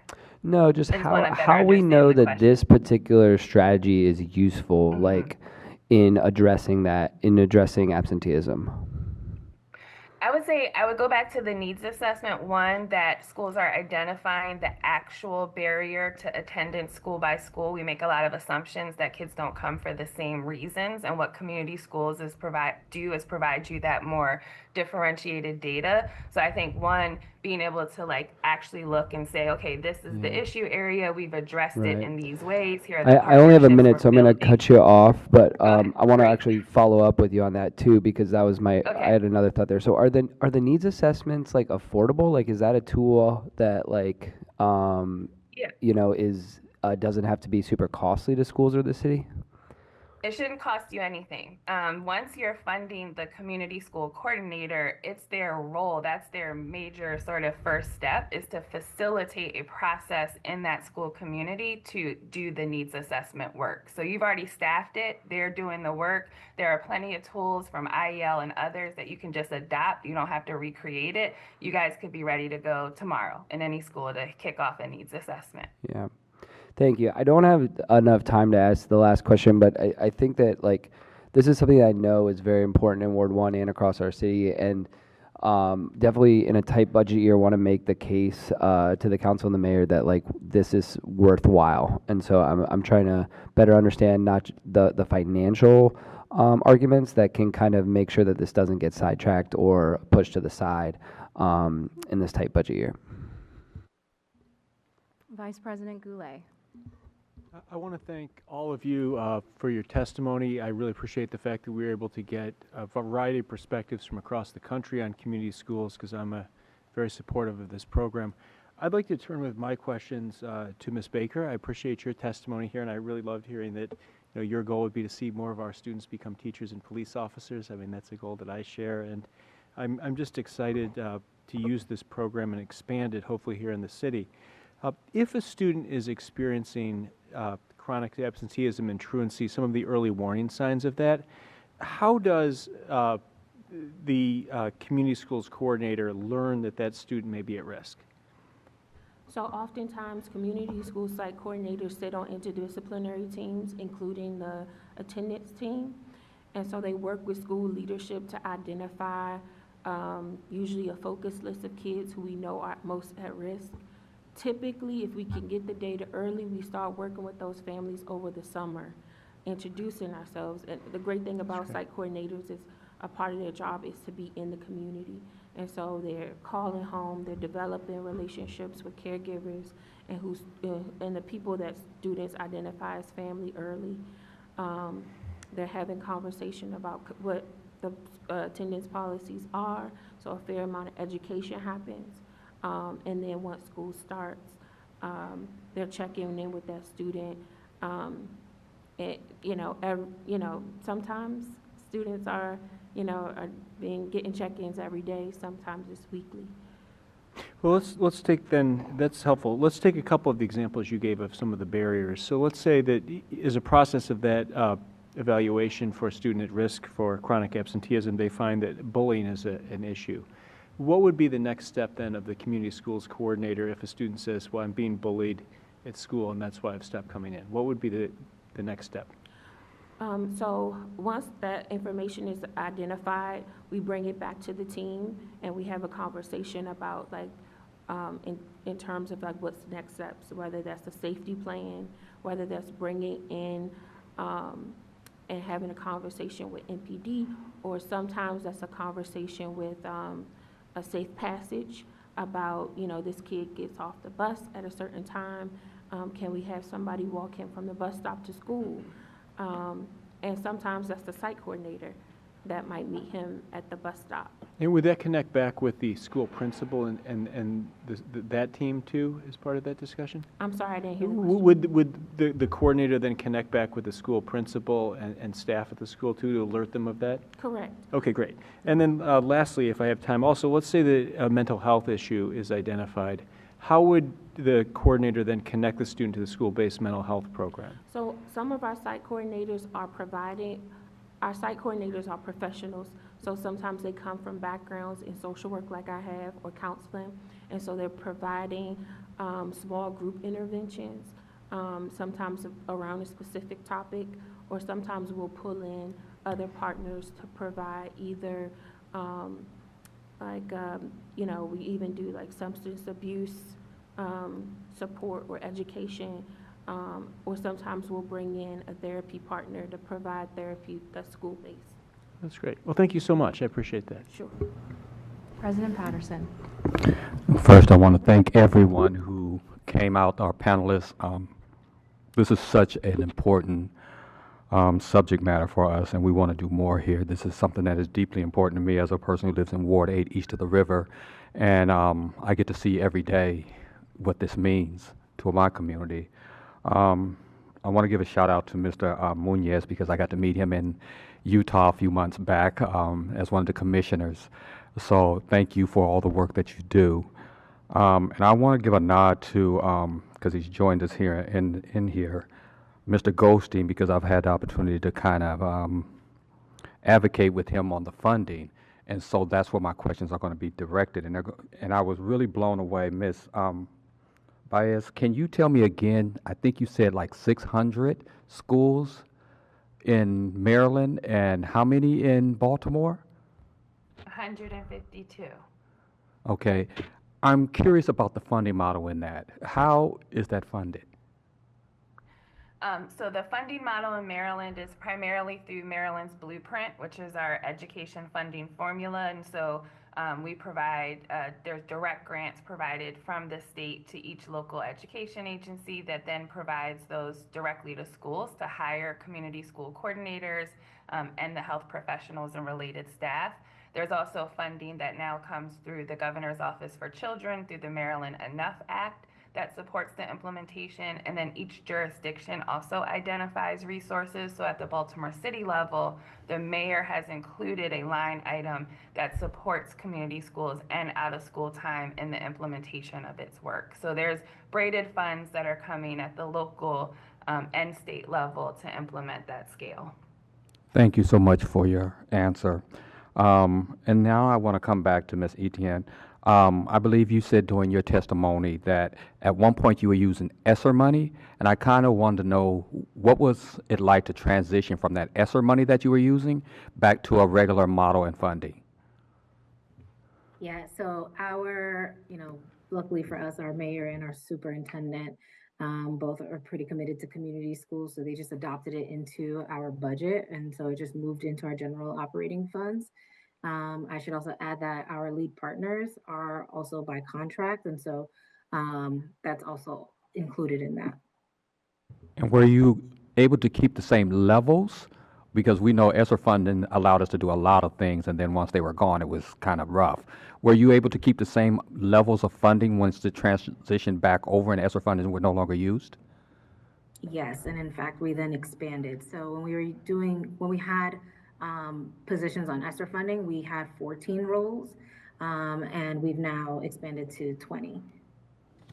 All right. Thank you all. I'm going to yield back my time as far as my question. I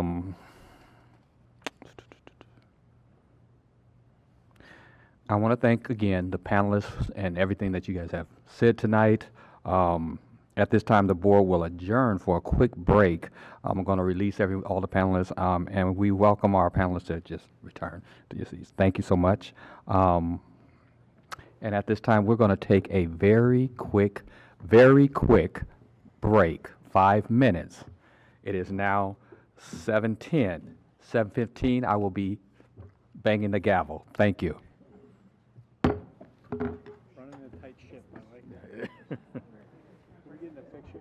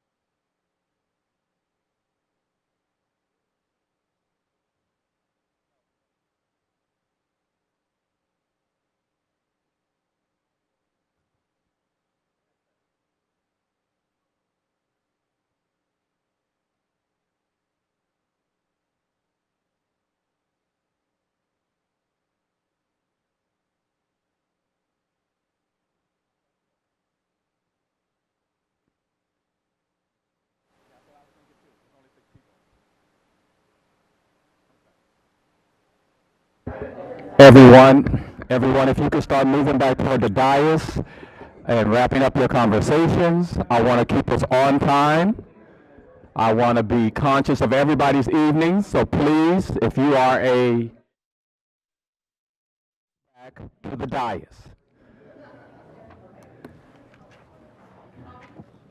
Ma'am, I'm about to bang this gavel. Representative Henderson, I'm about to bang this gavel. Representative Williams, I'm about to bang this gavel.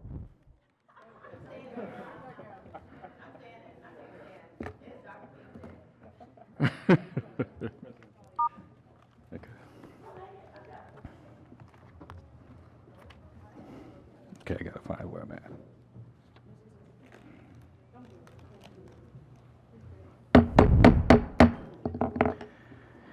We hear testimony from public witnesses at every public meeting, and your comments become part of our official record.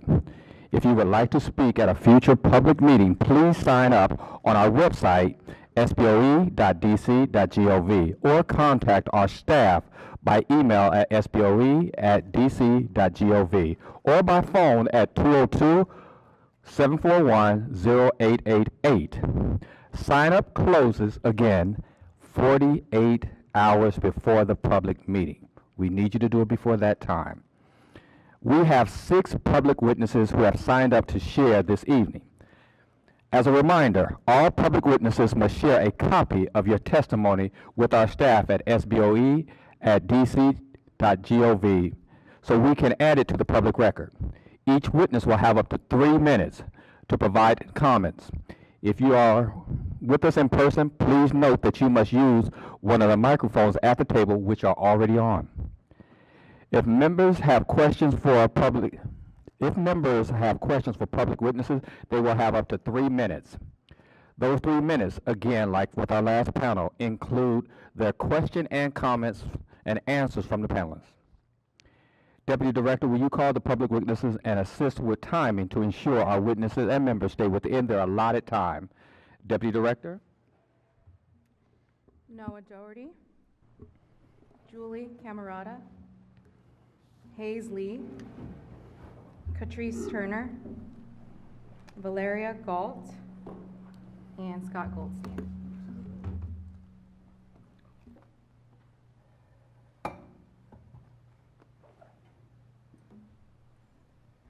We can start with you, Noah. Good evening. My name is Noah Doherty. I'm a Ward 2 resident and the Director of School Talent and Academic Strategy at the DC Charter School Alliance. First, I want to share my deep gratitude to Representatives Thompson and Henderson for holding 3 public feedback sessions and for the care you two have taken in the work of looking at high school graduation requirements. I also want to thank Representative Johnson Law, for holding a parent and community conversation focused on the impact of these recommendations on students with disabilities. All students should graduate high school prepared for success in college or career, and DC's graduation requirements should align with that goal. And many of the proposed recommendations contribute to this important outcome and have our full support, which I outlined in my written testimony. DC's high school graduation rate has been steadily rising, and we wonder whether all of the proposed changes will enable that progress to continue, especially in an extremely tight budget environment. The proposed capstone project adds an additional hurdle for graduation and requires a significant investment in time, talent, and resources. Only 6 states require a capstone, and quote, there is limited research on the impact of capstones on post-secondary success. Public charter LEAs who currently require a capstone will be the first to say this work requires a full-time staff member, dedicated classes, and up to 1 to 3 hours a week of mentorship from staff to students. Instead of requiring it, we suggest that OSSE share different best practices and incentives to spread that opportunity at LEAs. A meta-analysis of 168 papers found that financial literacy courses explains for, quote, only 0.1% of the variance in financial behavior studied, with weaker effects in low-income samples. And another study found that math courses, not financial literacy courses, quote, leads to greater financial market participation, investment income, and better credit management, including fewer foreclosures. Career preparation is among the most important work the high school does, and this is why it's too important for a standalone course. Furthermore, there are no career preparation standards, so we don't actually know what will be taught in this course. Standalone courses, required ones, can reduce flexibility for students, making it harder to both pursue advanced classes or fit in courses a student might need to retake to graduate on time. We recommend giving LEAs flexibility on how they improve financial literacy and career preparation for students while continuing to emphasize strong math instruction. And finally, a practical studies diploma is not a credential, and it can harm the very students it's meant to support. In Virginia, they found a similar applied studies diploma was not recognized by community colleges or four-year colleges, and that families had not been made aware of its limitations. We suggest that OSSI instead allow the elements proposed in a practical studies diploma to be potential modifications that an IEP team could incorporate into a standard diploma.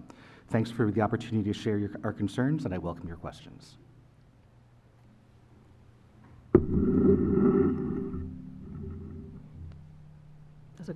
Hi, good evening. Thank you so much for the opportunity to be here with you today. My name is Julie Camerata. I am a Ward 1 resident, the parent of a young person with a disability, and the executive director of the DC Special Education Co-op. We currently serve 60 LEAs in the district.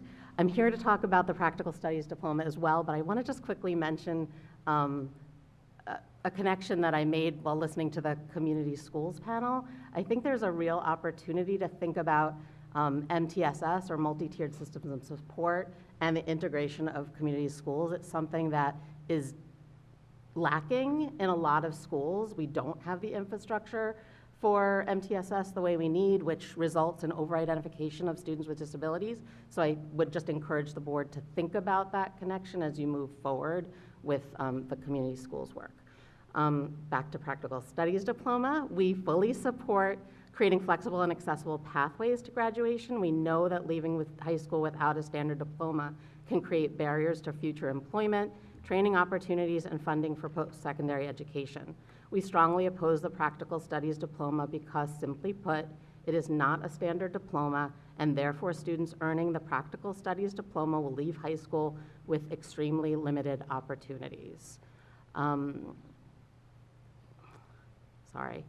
Data on the most recent OSSI school report card reveals a 12-point graduation gap between students graduating at a rate of 78.7% and students with disabilities who graduated at a rate of 66.4%.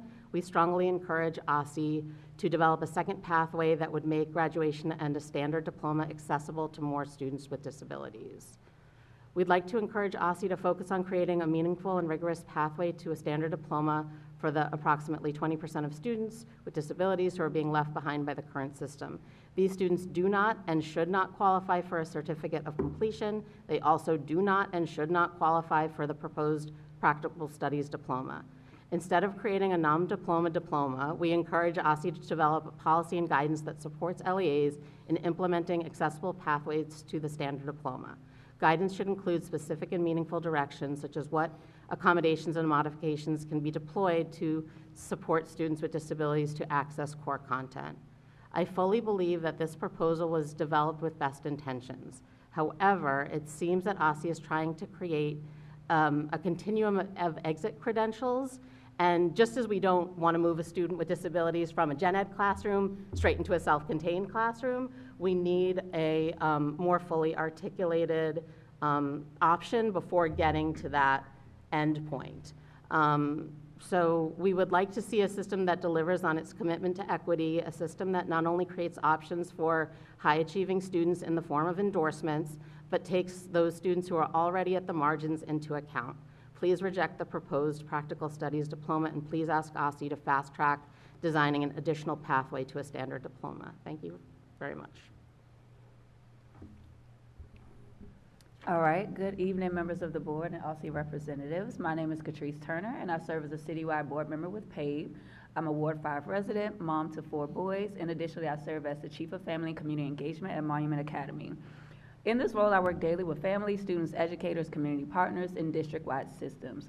I'm here today to speak in strong support of the community schools model because I've seen both personally and professionally what happens when schools are resourced to support the whole child and the whole family. Across the district, schools are often asked to address challenges far beyond academics, mental health needs, housing instability, food insecurity, and special education gaps. without the necessary coordinated infrastructure. Families are left to navigate OSSE requirements, behavioral health systems, social services, all on their own, while students are still held accountable for outcomes shaped by these unmet needs. The community schools model addresses this disconnect. It recognizes that academic success can be separated from health, safety, stability, and belonging. This is not theoretical for me. In addition to my professional role, again, I am a mom first. My 16-year-old son, TJ, who was on the autism spectrum, was a student at Monument at the time of COVID and after the pandemic. Like many students with disabilities, COVID disrupted his learning in a major way, his emotional regulation, and access to consistent services. What sustained him during that period was the community schools model in action. Because Monument operated as a coordinated system of care, my son received aligned academic supports, mental health services, and family-centered planning and education. His educators and providers communicated. His needs were not treated as isolated problems. During a time when many students disengaged or regressed, this model honestly saved my son mentally and academically and kept him connected to learning and to himself. I also want to speak briefly about OSSE's Community School Grant Initiative, which demonstrates the rigor and impact of this model. At Monument, we applied for this grant and was awarded this grant during a time of extreme instability when our board had voted to relinquish our charter. Despite that, our counterpart and our families' needs didn't pause, and I made that known, and neither did my commitment. Unlike other schools, we were not provided a designated external community schools coordinator. I chose to serve in that role while leading our family engagement department and family engagement school-wide efforts. Our application centered family voice through a detailed parent survey and included transparent data on how much philanthropy was required previously just to meet a fraction of our students' needs. The evaluation process was rigorous, yet in my opinion, necessarily pleasant through OSSE's rubric, community of practice meetings, and ongoing monitoring. Despite our challenges at the time, we earned one of the highest evaluation scores of a 92. That score reflects what is possible when schools are trusted and resourced to do this work to fidelity. So community schools it's not a pilot idea, it's a district-wide equity strategy. Our students do not need to be fixed, they need aligned systems. Our families do not need to be managed, they need to be partnered with. Community schools make that possible in our city. Thank you so much for the opportunity to testify. I have supplied a more detailed testimony with lots of insight of my experience. Thank you.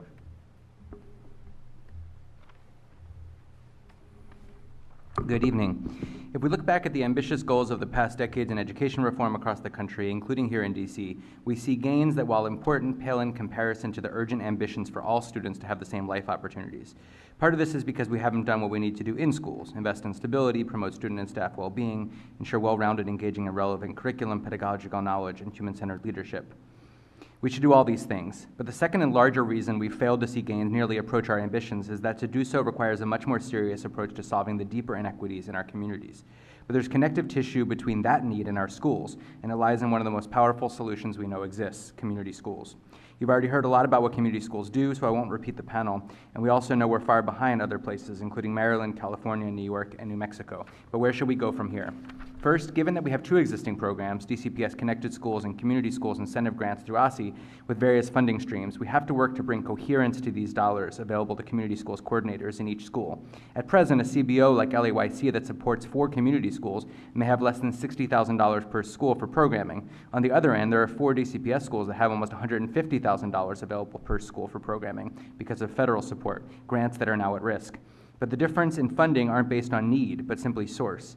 In addition to funding disparities, we don't have an OSSE Community Schools Advisory Group that meets regularly. The Community Schools Advocacy Coalition that EmpowerEd has facilitated has been a frequent convening point for the past 2 years. DCPS is determining schools through their own prioritization. Some schools are operating a single model with no funding, and some have CBO support. Despite strong evidence of success, the mayor has cut the OSSE program in its entirety the last 2 budget proposals, only for us to lead advocacy to successfully restore the funding at council. This isn't how it should work. The good news is that at the DC Council's recent hearing on community schools, OSSE did say themselves that they believe expansion is needed and moving towards a more universal, coherent system would be advantageous. We're currently working with council allies towards the introduction of legislation that would accomplish this goal, and I believe there will be strong support over the next year to do so. That approach should include a commission charged with designing a system with clear priorities, determining the process for evaluation, deciding new schools to onboard annually, and recommending annual funding, a full-time community schools coordinator for every participating school, a sufficient budget for the coordinator to bring in necessary partners and purchase needed supplies. In the DC context, we think this should be about $150,000 per school. Community schools coordinators must be well integrated into the existing school efforts and feel part of the staff and school initiatives, not siloed. So all community schools should have an appointed staff liaison who's granted release time from full teaching load in order to coordinate and connect services through students and staff. Utilize our recommended rubric to determine school prioritization by prioritizing schools who meet 3 of the following 6 criteria: over 60% at risk, the bottom quartile of attendance, top quartile of justice-involved youth, top quartile of multilingual learners, bottom quartile of neighborhood food access score, and if the school lies in a neighborhood that has historically experienced redlining. Ensure semi-annual convenings to bring together all community schools and connected schools practitioners and partner organizations to share best practices. We'd appreciate your support as we continue to push for this at the council and make this systemic. Thank you. Valeria, you may begin your testimony. Hi, my name is Valeria. I am a recently resigned school social worker at the Children's Guild DC. While there, I noticed the school, the students, the staff, everyone being in pretty much a state of emergency and witnessing great despair at the school. So I am demanding programs, services, resources for students at the Guild DC to address educational, mental health, emotional, and behavior assistance to address their disabilities. The school itself says that it is supposed to help and support students with emotional handicaps, but yet it has no programs, no allocated funds to address or support the students. The location that they have in Baltimore, Maryland, has anywhere from a school psychologist to an autism specialist, inpatient, outpatient, mental health services, and other titles that are said to be a part of the programs there. But yet the Guild at DC has nothing. I'm not sure if it's because the school is 99% Black and 1% Hispanic, to where they're being neglected and parents have a difficult time reaching any staff within the school and upper management. And it is public tax records that in 2024, the 4 to 5 locations that the Guild has was allocated $81 million, and they spent $76 million on said programs that are supposed to exist, with getting a extra $5 million in revenue. I'm also requesting some transparency and an audit on the taxes and how money is being spent and evidence of programs, and an explanation as to why the Children's Guild DC is treated different than the other locations, and again, with further neglect and abuse. Because right now, what they're setting up is a pipeline from school to prison for the students.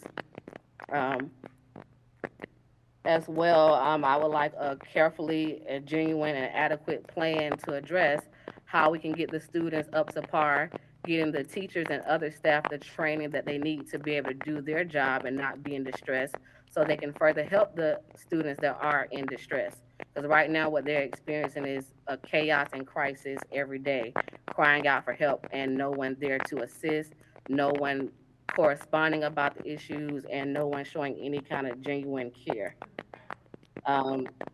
In working with the kids, they have great capacity to be whatever it is that they want to be in the world. In December, I had a STEM program come out and talk to them about STEM and to provide them with STEM toys as well. So what they're needing is for the concerns not to go on deaf ears, and that you all hold your friends accountable, some of the CEOs that you may have different meetings with and know on personal levels, to hold them accountable. And let's get together on making a plan. And to make a plan, we're going to have to involve the teachers, what they need, the parents, and the staff there to all work together.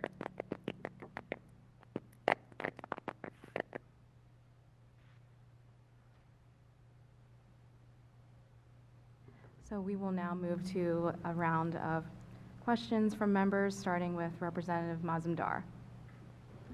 Thank you all for coming out and testifying to the board today. First, I'd like to offer my support in the testimony specifically to Mr. Doherty and Ms. Camerata, specifically in regard to the practical studies diploma. I especially agree with the lack of research being done in how the proposed diploma will be received by higher educational institutions and by employers, and I support an additional accessible pathway to the standard diploma for disabled students. I have no further questions at this time, so I'd like to yield the rest of my time. Representative Chamberlain. Good evening. Thank you all for coming out and speaking to us. I have a question that concerns Mr. Dougherty and Ms. Camarada. I would like to know, so I know that both of you mentioned modifications to the general high school diploma that OSSI supports right now. What kind of modifications would you like to see? If you could imagine an opportunity for our students with disabilities and special needs, what would this look like for you? What do you want, basically? I would like to know what makes sense for you. We actually think that the elements in the proposed practical studies diploma, those elements we think should be potential modifications that an IEP team should get guidance on from OSSI to potentially incorporate if it's necessary. So the flexibility around the types of math classes a student could take, the flexibility to absorb world language credits into elective credits, all of those are things that could be appropriate for different students. We just think it should be specific for that student.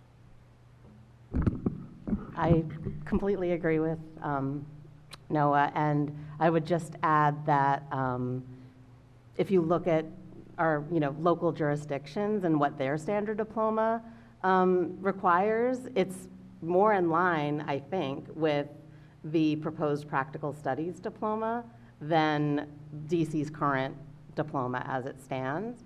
And I really think a lot of this is an implementation. As long as the courses are standards-based, it shouldn't matter whether it's an Algebra 2 for a student that's appropriate for an Algebra 2 or a consumer-based math class, as long as it's all standards-based.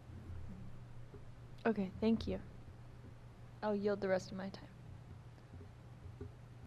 Representative Chang. First of all, really nice to have you back in DC, Mr. Goldstein. I think that, you heard us earlier. We were talking a lot about how to assess, measure, monitor the various elements of community schools, and I'm wondering what your take is on, are we asking the right questions? How would you think about where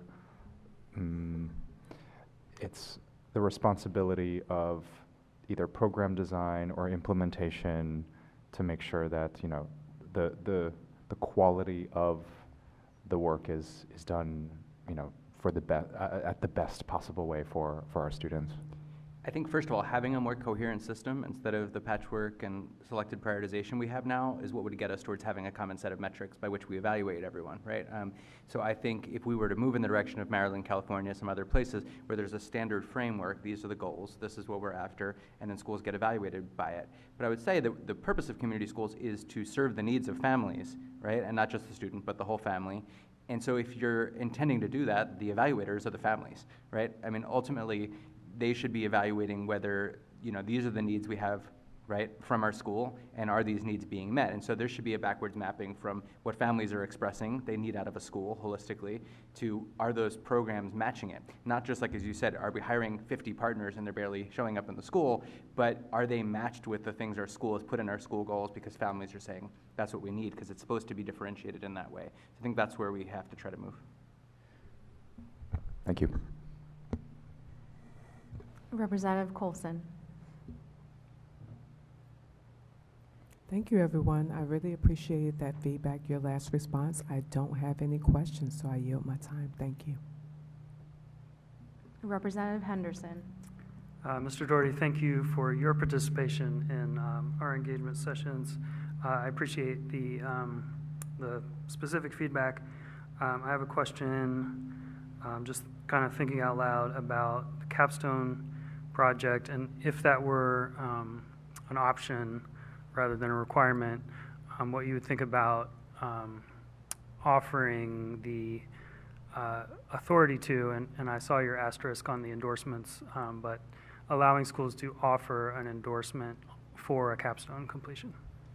I think that there's huge benefit in capstone projects when you're able to do them really well. And so I think that this is something where we have LEAs that are doing this right now. We think that there are some great practices that we would encourage OSSI to, instead of requiring, to spread those practices around, to provide some financial incentives to make them doable so that more students have access to them. To be frank, the individualized endorsement option is something that I'm not 100% sure all the details would go into it, but it does seem like something that would be really well suited for a individual capstone project. All right, thank you. And Ms. Camerata, it's kind of similar question to what Representative Chamberlain asked, but just kind of building out, like, I guess the first question I need to ask is, I'm inferring that the current modifications and accommodations are not sufficient for students to get the standard diploma, or at least it's not working for a large segment. I think it's not working for a segment, and so we need to create another scaffold for students to earn a standard diploma, and I think that more intense scaffold can be the modification or flexibility to modify requirements as proposed in the current proposal. All right. And would you want that to include kind of specific like course substitution guidelines of like what? Yeah, I mean, I actually agree with Mr. Doherty, Noah, that the way that OSSI has chosen to lay it out, I think was very thoughtful. And what was shocking, because I participated in a lot of the listening sessions, I walked away thinking it was a standard diploma. That's what myself and my colleagues thought was being proposed. And then when we found out it was actually not a standard diploma, we were shocked. So I think the way it is currently designed is thoughtful and appropriate. All right, thank you. Mr. Goldstein, have you run your prioritization rubric and kind of seen how it would play out? Like how many schools would meet that criteria? Yeah, more or less, and the goal would be to add 8 per year to get to 40, which would meet most of the schools, I think, in that group. Okay, got it. But around 40 would. Somewhere around there. Yeah, thank you. Representative Johnson Law. Thank you all so much for your testimony. Noah, good to see you. Thank you, Julie. Ms. Fuller, always appreciate you and the boys. But quick question for you. I was reading your testimony, and you said that OSSI did not designate an external community schools coordinator for a monument? No. Can you expound on that, and if you know why, or are you able to share? So part of it was twofold. Part of it was our request, because as you've heard and just kind of listening to the expert panel earlier, a lot of the rubrics and evaluation metrics is based upon that needs assessment, right?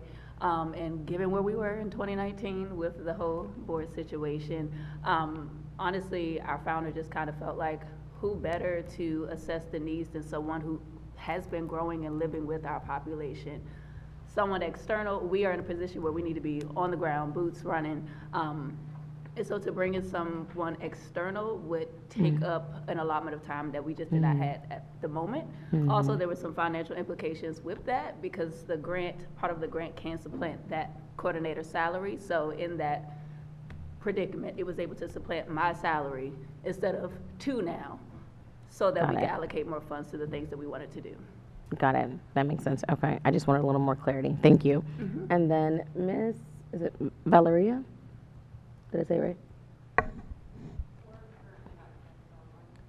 We're not connected online. She's signing back in. Okay. Then I can go back to Julie and Noah. You all said you actually liked the recommendations that OSSI put forward and that it was thoughtful. Is there anything else you all would add to it besides wanting it to be a standard diploma? Julie, I'm particularly looking at you. Because you had the idea of for our students that don't have disabilities. Well, I mean, if we want to get like crazy. I mean, come on. Put it out there.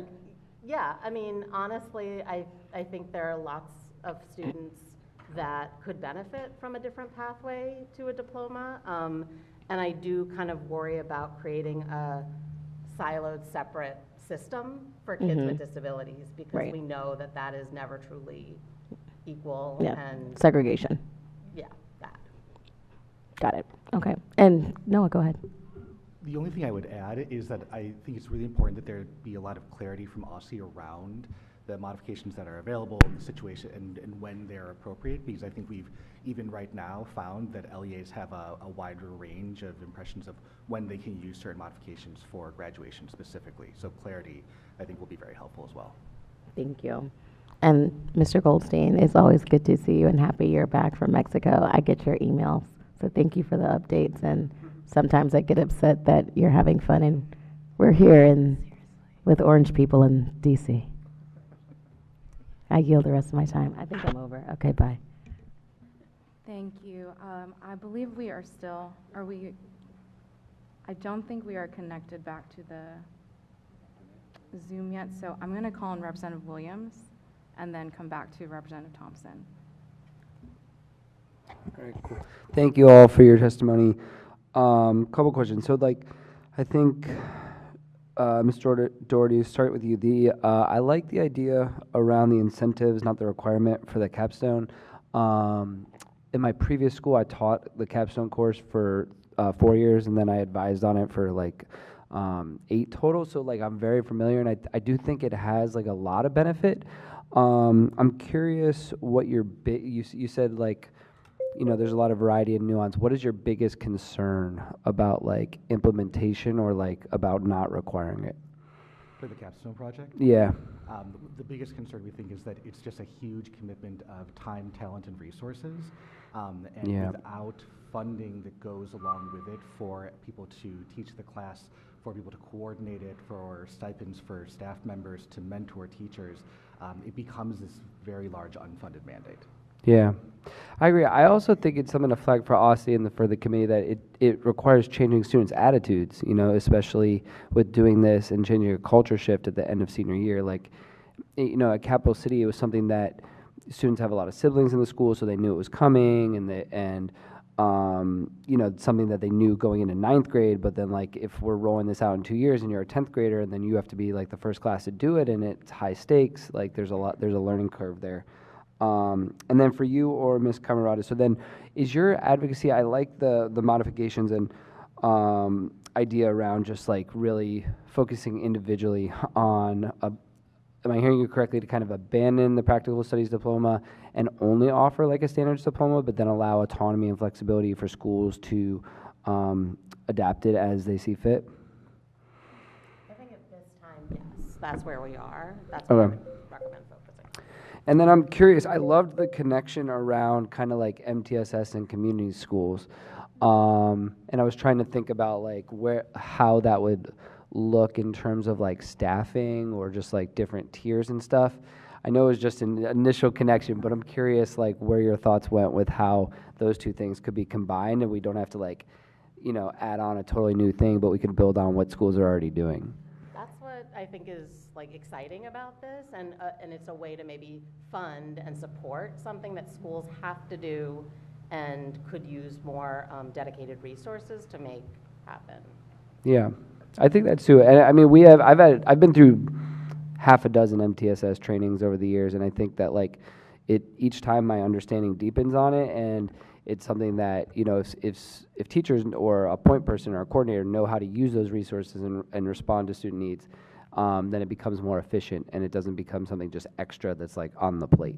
Exactly, and I think MTSS has to be bigger than academic interventions. Yeah. And this, to me, sounds like that. Yeah, thank you. Representative Thompson, can you hear me? Yes, I can. I think we're back. And apologies to the panel. We froze online, so missed pieces, but I do have a couple questions. One on the practical studies, one on the diploma and one on the community schools. I'll start with the community schools. Scott, you mentioned you're working on legislation. How does this legislation differ from the legislation already in existence, that's already in existence from the council? Yeah, it hasn't come to be yet, but basically I was naming the elements, you know, that we're advocating would be in it. And I think what it would try to do is put a structure in place that makes sure there is the equity in funding, that there's thoughtful consideration to how schools get prioritized, that schools all get the benefit of the best practices, like all schools are getting community schools coordinators, not some of them, that, you know, we bring some coherence to how many dollars, you know, schools get. And that there is, and I think there should be, I know you know Professor Jacobson at American University too, who has studied this and really recommended, there should be essentially a commission, as in most states, that looks at it, sets up the regulations for how the program works, evaluates the program, you know, brings coherence to the model. So I think legislation may be more along those lines, set up a body that's gonna thoughtfully do this, tell council how much funding is needed year to year, really bring coherence to the program, evaluation of the program, and things like that. So I think that's the gist of where we hope it goes. Okay, and then for the graduation requirements, and I think this is to both of you who testified about the requirements. One of the things that we haven't gotten into yet, but we'll be getting into a bit tomorrow, is around the endorsements and the opportunity for the endorsements to be available across all tracks.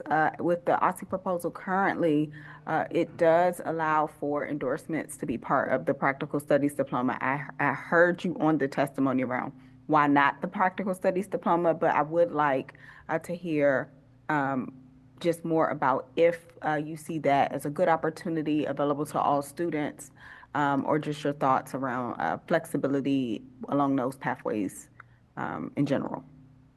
Yeah, we would always support students having access to do the most rigorous coursework that is aligned with their interests and abilities. So I think it is a positive thing to have all students be able to access the endorsements, but again, yeah, I think if it's going to be connected to students who are earning standards diplomas, who have the ability to access endorsements, then that's another reason why we need to move towards that for all kids. We would just say that we support the endorsements. We just want to ensure that LEAs have flexibility in which ones they might offer. Okay, thank you. And with my last 3 seconds, it was good to see you at the MLK parade, Ms. Fuller.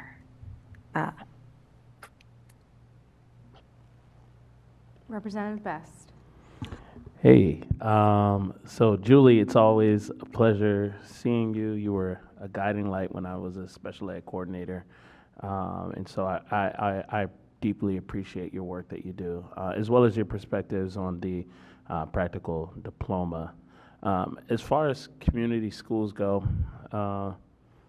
I just get worried that it's going to become one of those catchphrases that we say that we do, but we don't really fully implement, or that just becomes some check boxes. So I don't really have a question about it right now. It's just, so I actually, instead of just yielding my time, I don't know if any of you have anything else you wanted to share that you didn't feel like you had an opportunity to finish sharing. But if not, then I'll yield my time. I'll add one thing and then pass it. Actually, I mean, I think that's part of the reason we should bring some system evaluation and all to it. Yeah. Because as it is now, it's pretty ad hoc, and there might not be quality everywhere, right? And I think other places have made sure that there is a system for looking at that. And actually, it reminds me that Representative Colson asked a really good question of the panel earlier, which I don't think I fully answered, about, you know, how it gets integrated into what's already happening. And I think what we've learned that other places do is there is a staff person, not just the community schools coordinator. There's also a staff person who doesn't work a full-time load teaching or whatever else they do, whose job it is to make sure the staff all know about the community schools partnerships, it gets integrated into existing programs, they serve on the leadership team. So I think that's how you make sure that that happens. And in places where that's not happening, I don't think quality is as good. Yeah, and I would add that in these other jurisdictions that are doing it well, it is because of that accountability framework, but data assessment is a school-wide conversation, routine conversation. It goes beyond the community schools model. So every single staff person in that building is assessing the data together to identify and bring awareness to certain trends that they are seeing in their separate spaces, which thus does align straight into an MTSS process, because I, the teacher, or I, the SPED coordinator, or the para, or the student support worker, social worker, or the coach. I'm seeing these different things, and we can bring it to that conversation. In so many schools, SST or the MTESS process is this small, isolated team, but when you make it a school-wide conversation, you are now thus essentially having a school-wide MTSS meeting. Yeah, and I also think, so yes, this is going to agree with everything you were saying, but I think people need to see it as everyone's job and not just that one person's job. And I think that's like one of the points that I want to drive home, because that's what I've seen. I've seen there, be that person who is that coordinator or the family engagement, the community engagement person. Everyone else is like, that's their job. So. Can I add one thing? Something that just struck me, one of the panelists said was mindset is part of infrastructure. And I think, like, at least from what I see, like that cross-cuts all different aspects of education here in DC. Like, we do have like a mindset issue, and that might be a place to start with all of this. Thank you. Vice President Goulet. I want to thank you all for your testimony. Let's start with Mr. Doherty and Ms. Camarada. Just thank you both for your testimony on the Practical Studies Diploma. I think that's really helpful guidance and something that I'll be glad to work with my colleagues on here to make sure that we don't exclude our students with disabilities from opportunities after they graduate. So thank you for sharing that. My question is going to be for Ms. Turner and then Mr. Goldstein on this, and on community schools is, I think, Mr. Goldstein, you talked about how this has been on the chopping block during the budget process the last couple of years. And, the push and pull always is trying to make sure we maintain direct services on the education front for our students. But this, is really trying to make connections that are valuable, that save money, that keep kids in school. So how does, first of all, the job of the community school coordinators get set? Like, who writes the job description for what they do on a daily basis? So it's twofold. There is a lot of input from the school site itself, but Okay. I know with Aussie's Community School Grant Initiative, there was a rubric and job description in place. And then kind of in the grant process and interviewing for the grant, that's when the teams come together to kind of say, hey, here's what we see in your job description based upon our student population. This is what we think we should add or cut out. So it's individualized in that way? Yes. Okay, great. And who do the community school coordinators report to? Like, is there a person that they report to then? I would say I don't know who it is now, but when we were a grant recipient, we reported to Melissa Harper, who was phenomenal, by the way, and very communicative. And then in addition to reporting to her for that ongoing monitoring, there were also peer learning communities that she set up. It wasn't mandated to go, but it was kind of said that, like, hey, to reach a higher score in certain metrics, you should partake in this peer learning community to share best practices and just learn what's out there. That's great. And like with the evaluations then on the performance, were there certain accountability metrics that were then set by Aussie Yes. that were measurable and kind of went across schools then, or were they individualized? No. So that's where somewhat of the inequity lies and creates that ad hoc issue that Scott speaks about, because it is kind of standard. And I would say that at the time, the standards were pretty basic and, in my opinion, open to too much interpretation.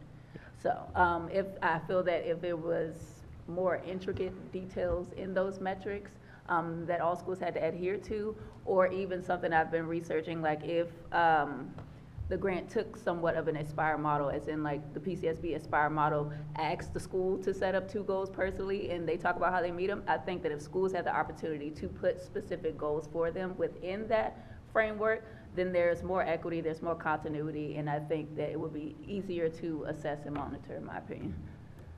Well, this is really exciting because I support community schools, and to hear that we're developing that, I think is going to help us grow the program. So thank you both for your testimony today.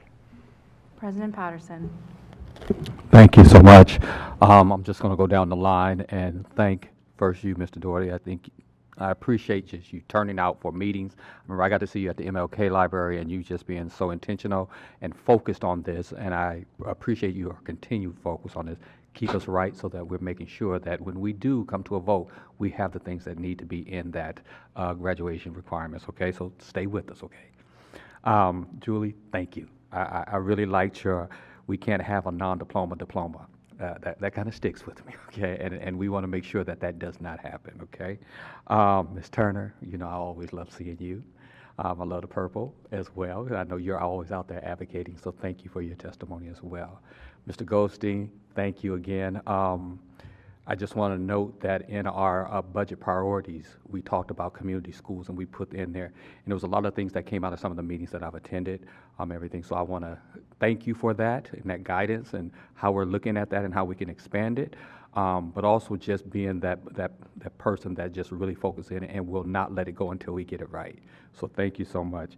For the young lady, Ms. Galt, that's on the video or virtually, thank you again for your testimony as well. And with that, everyone, I can release you from the table, and we're done with this part, okay? We will now proceed with our administrative items for vote. First, we will move to vote on SR 26-1, updating the membership and timeline of the High School Graduation Requirement Task Force. Is there a motion to adopt this resolution? So moved. A motion to adopt SR 26-1 has been made by Representative Johnson Law. Is there a second? Second. It has been seconded by Representative Goulet, our Vice President. The motion has been properly moved and seconded. Deputy Director, will you read the resolution into record? Mr. President, may I at this time move to waive the reading of the resolution? I was waiting for this moment. I know you're moved. famous for this. The motion proposed by Representative Goulet is to waive the reading of the resolution. Is there a second? Second. It has been seconded by Representative Johnson Law. The motion has been properly moved and seconded. Is there discussion on the motion? Just very briefly. Go ahead. I just want to thank you, Representative Johnson Law, for moving this forward last month, for your advocacy on this and making sure that both sectors are represented on this important endeavor. And then thank also Representatives Henderson and Representative Thompson for working with us to update this resolution over the last month and make sure that we included everybody in this important process. So I just want to thank you again for your leadership and then the partnership of the two representatives who are leading this at the committee level. Thank you, Mr. Vice President. All right. Is there any other discussion? Nope. And we're just voting to waive the reading, right? Mm-hmm. Oh, We okay. just discussed it right here. Okay, the motion is to waive the reading of SR 26-1. All in favor, say aye. Aye. Any opposed? All right, the ayes have it and the motion carries. So thank you. We will now proceed with the motion to adopt SR 26-1. Is there discussion on this resolution? Okay. I see a lot of heads saying no or nodding no. No voice, but I see the noes. Seeing no discussion, the motion is to adopt SR 26-1. Deputy Director, will you call the roll? Representative Chamberlain. Aye. Representative Mazumdar. Aye. Representative Best. Aye. Representative Chang. Aye. Representative Colson. Aye. Representative Henderson. Aye. Representative Johnson Law. Aye. Representative Thompson. Aye. Representative Williams. Aye. Vice President Goulet. Aye. President Patterson. Aye. SR 26-1 has passed. All right, thank you. All right, the State Board will now move to adopt a consent agenda for our ceremonial resolutions. Deputy Director, please read the title of the resolutions to be included in tonight's consent agenda. We have CR 26-1 honoring the late John Fitzgerald Cotton and CR 26-2 honoring the late Gaby Ladine Fraser. Are there any items that need to be removed from the consent agenda?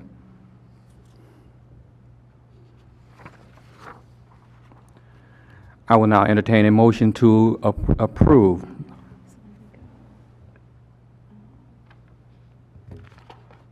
So moved. Okay, well. Right. Thank you, Representative Thompson. It was a motion to approve the SR, the consent consent agenda? Okay. So yes, and we're just following script up here. I'm just making sure that we're following it properly, so thank you. And so a motion has been made by Representative Thompson. Is there a second? Second. It's been seconded by Representative Best. Okay. The motion has been seconded. Having been properly moved and seconded, the motion to approve SR 26, CR, a motion to approve the consent agenda. Okay. We're going to have to, never mind. Okay. Is there any discussion?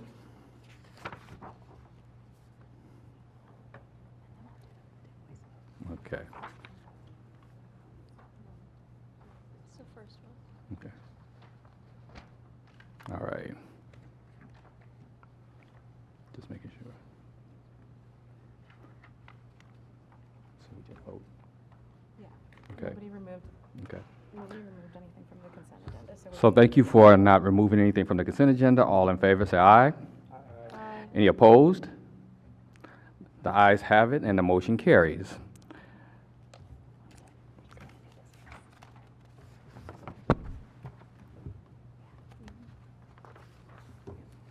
All right. Now, members, are there any announcements or comments you would like to make before we adjourn?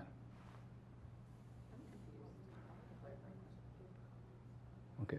One moment. You had a clarifying question. I'm reading from the script. What was your clarifying question? Yes, they were put on the consent agenda, so that's why it was a little bit different than it had done in the previous times where we would do each one of the ceremonials and kind of like talk about them. But since they were on the consent and the consent agenda, those two consenting were done, and we talked about discussion, that's why we did it this way. I appreciate it. I appreciate the question because somebody out in the audience may have the same question. So thank you. All right, so members, again, are there any announcements or comments you would like to make before we adjourn? Representative Johnson-Law, Dr. Johnson-Law. Oh, I'm a doctor now, praise God. Maybe not so much an announcement, but just a comment. I know your birthday. I know, I'm sorry, I'm putting it out there. Dr. Patterson, I know your birthday was on Monday, which was Martin Luther King Day. And so that's, I don't know if it got overshadowed, but I was hoping that maybe we could sing happy birthday to you. And if not, it's okay. I know, I'm just kidding. No, I'm just kidding. We're not gonna sing. I'm going to ask for a motion to waive the singing, if I may. But in all seriousness, I seriously, appreciate I you. just wanted to say from all of us, happy birthday to you, Mr. President. I appreciate you. I know you wish me happy birthday, and I also want to appreciate and thank the staff for posting it as well on our official thing. I feel a lot of gratitude for those little nods and encouragement as I get older. I think I know I'm the oldest person up here, so I appreciate every year and all y'all support. So thank you so much. Okay. Are there any other announcements? I don't see any other. With no further business before the State Board, I will now entertain a motion to adjourn. Motion to adjourn. It has been moved by Johnson Law. Can I get a second? Second. It has been seconded by Dr. Colson. All in favor say aye. Any nays? I didn't think so. The ayes have it. This public meeting of the District of Columbia State Board of Education is adjourned at exactly 8:10. You guys have a wonderful weekend.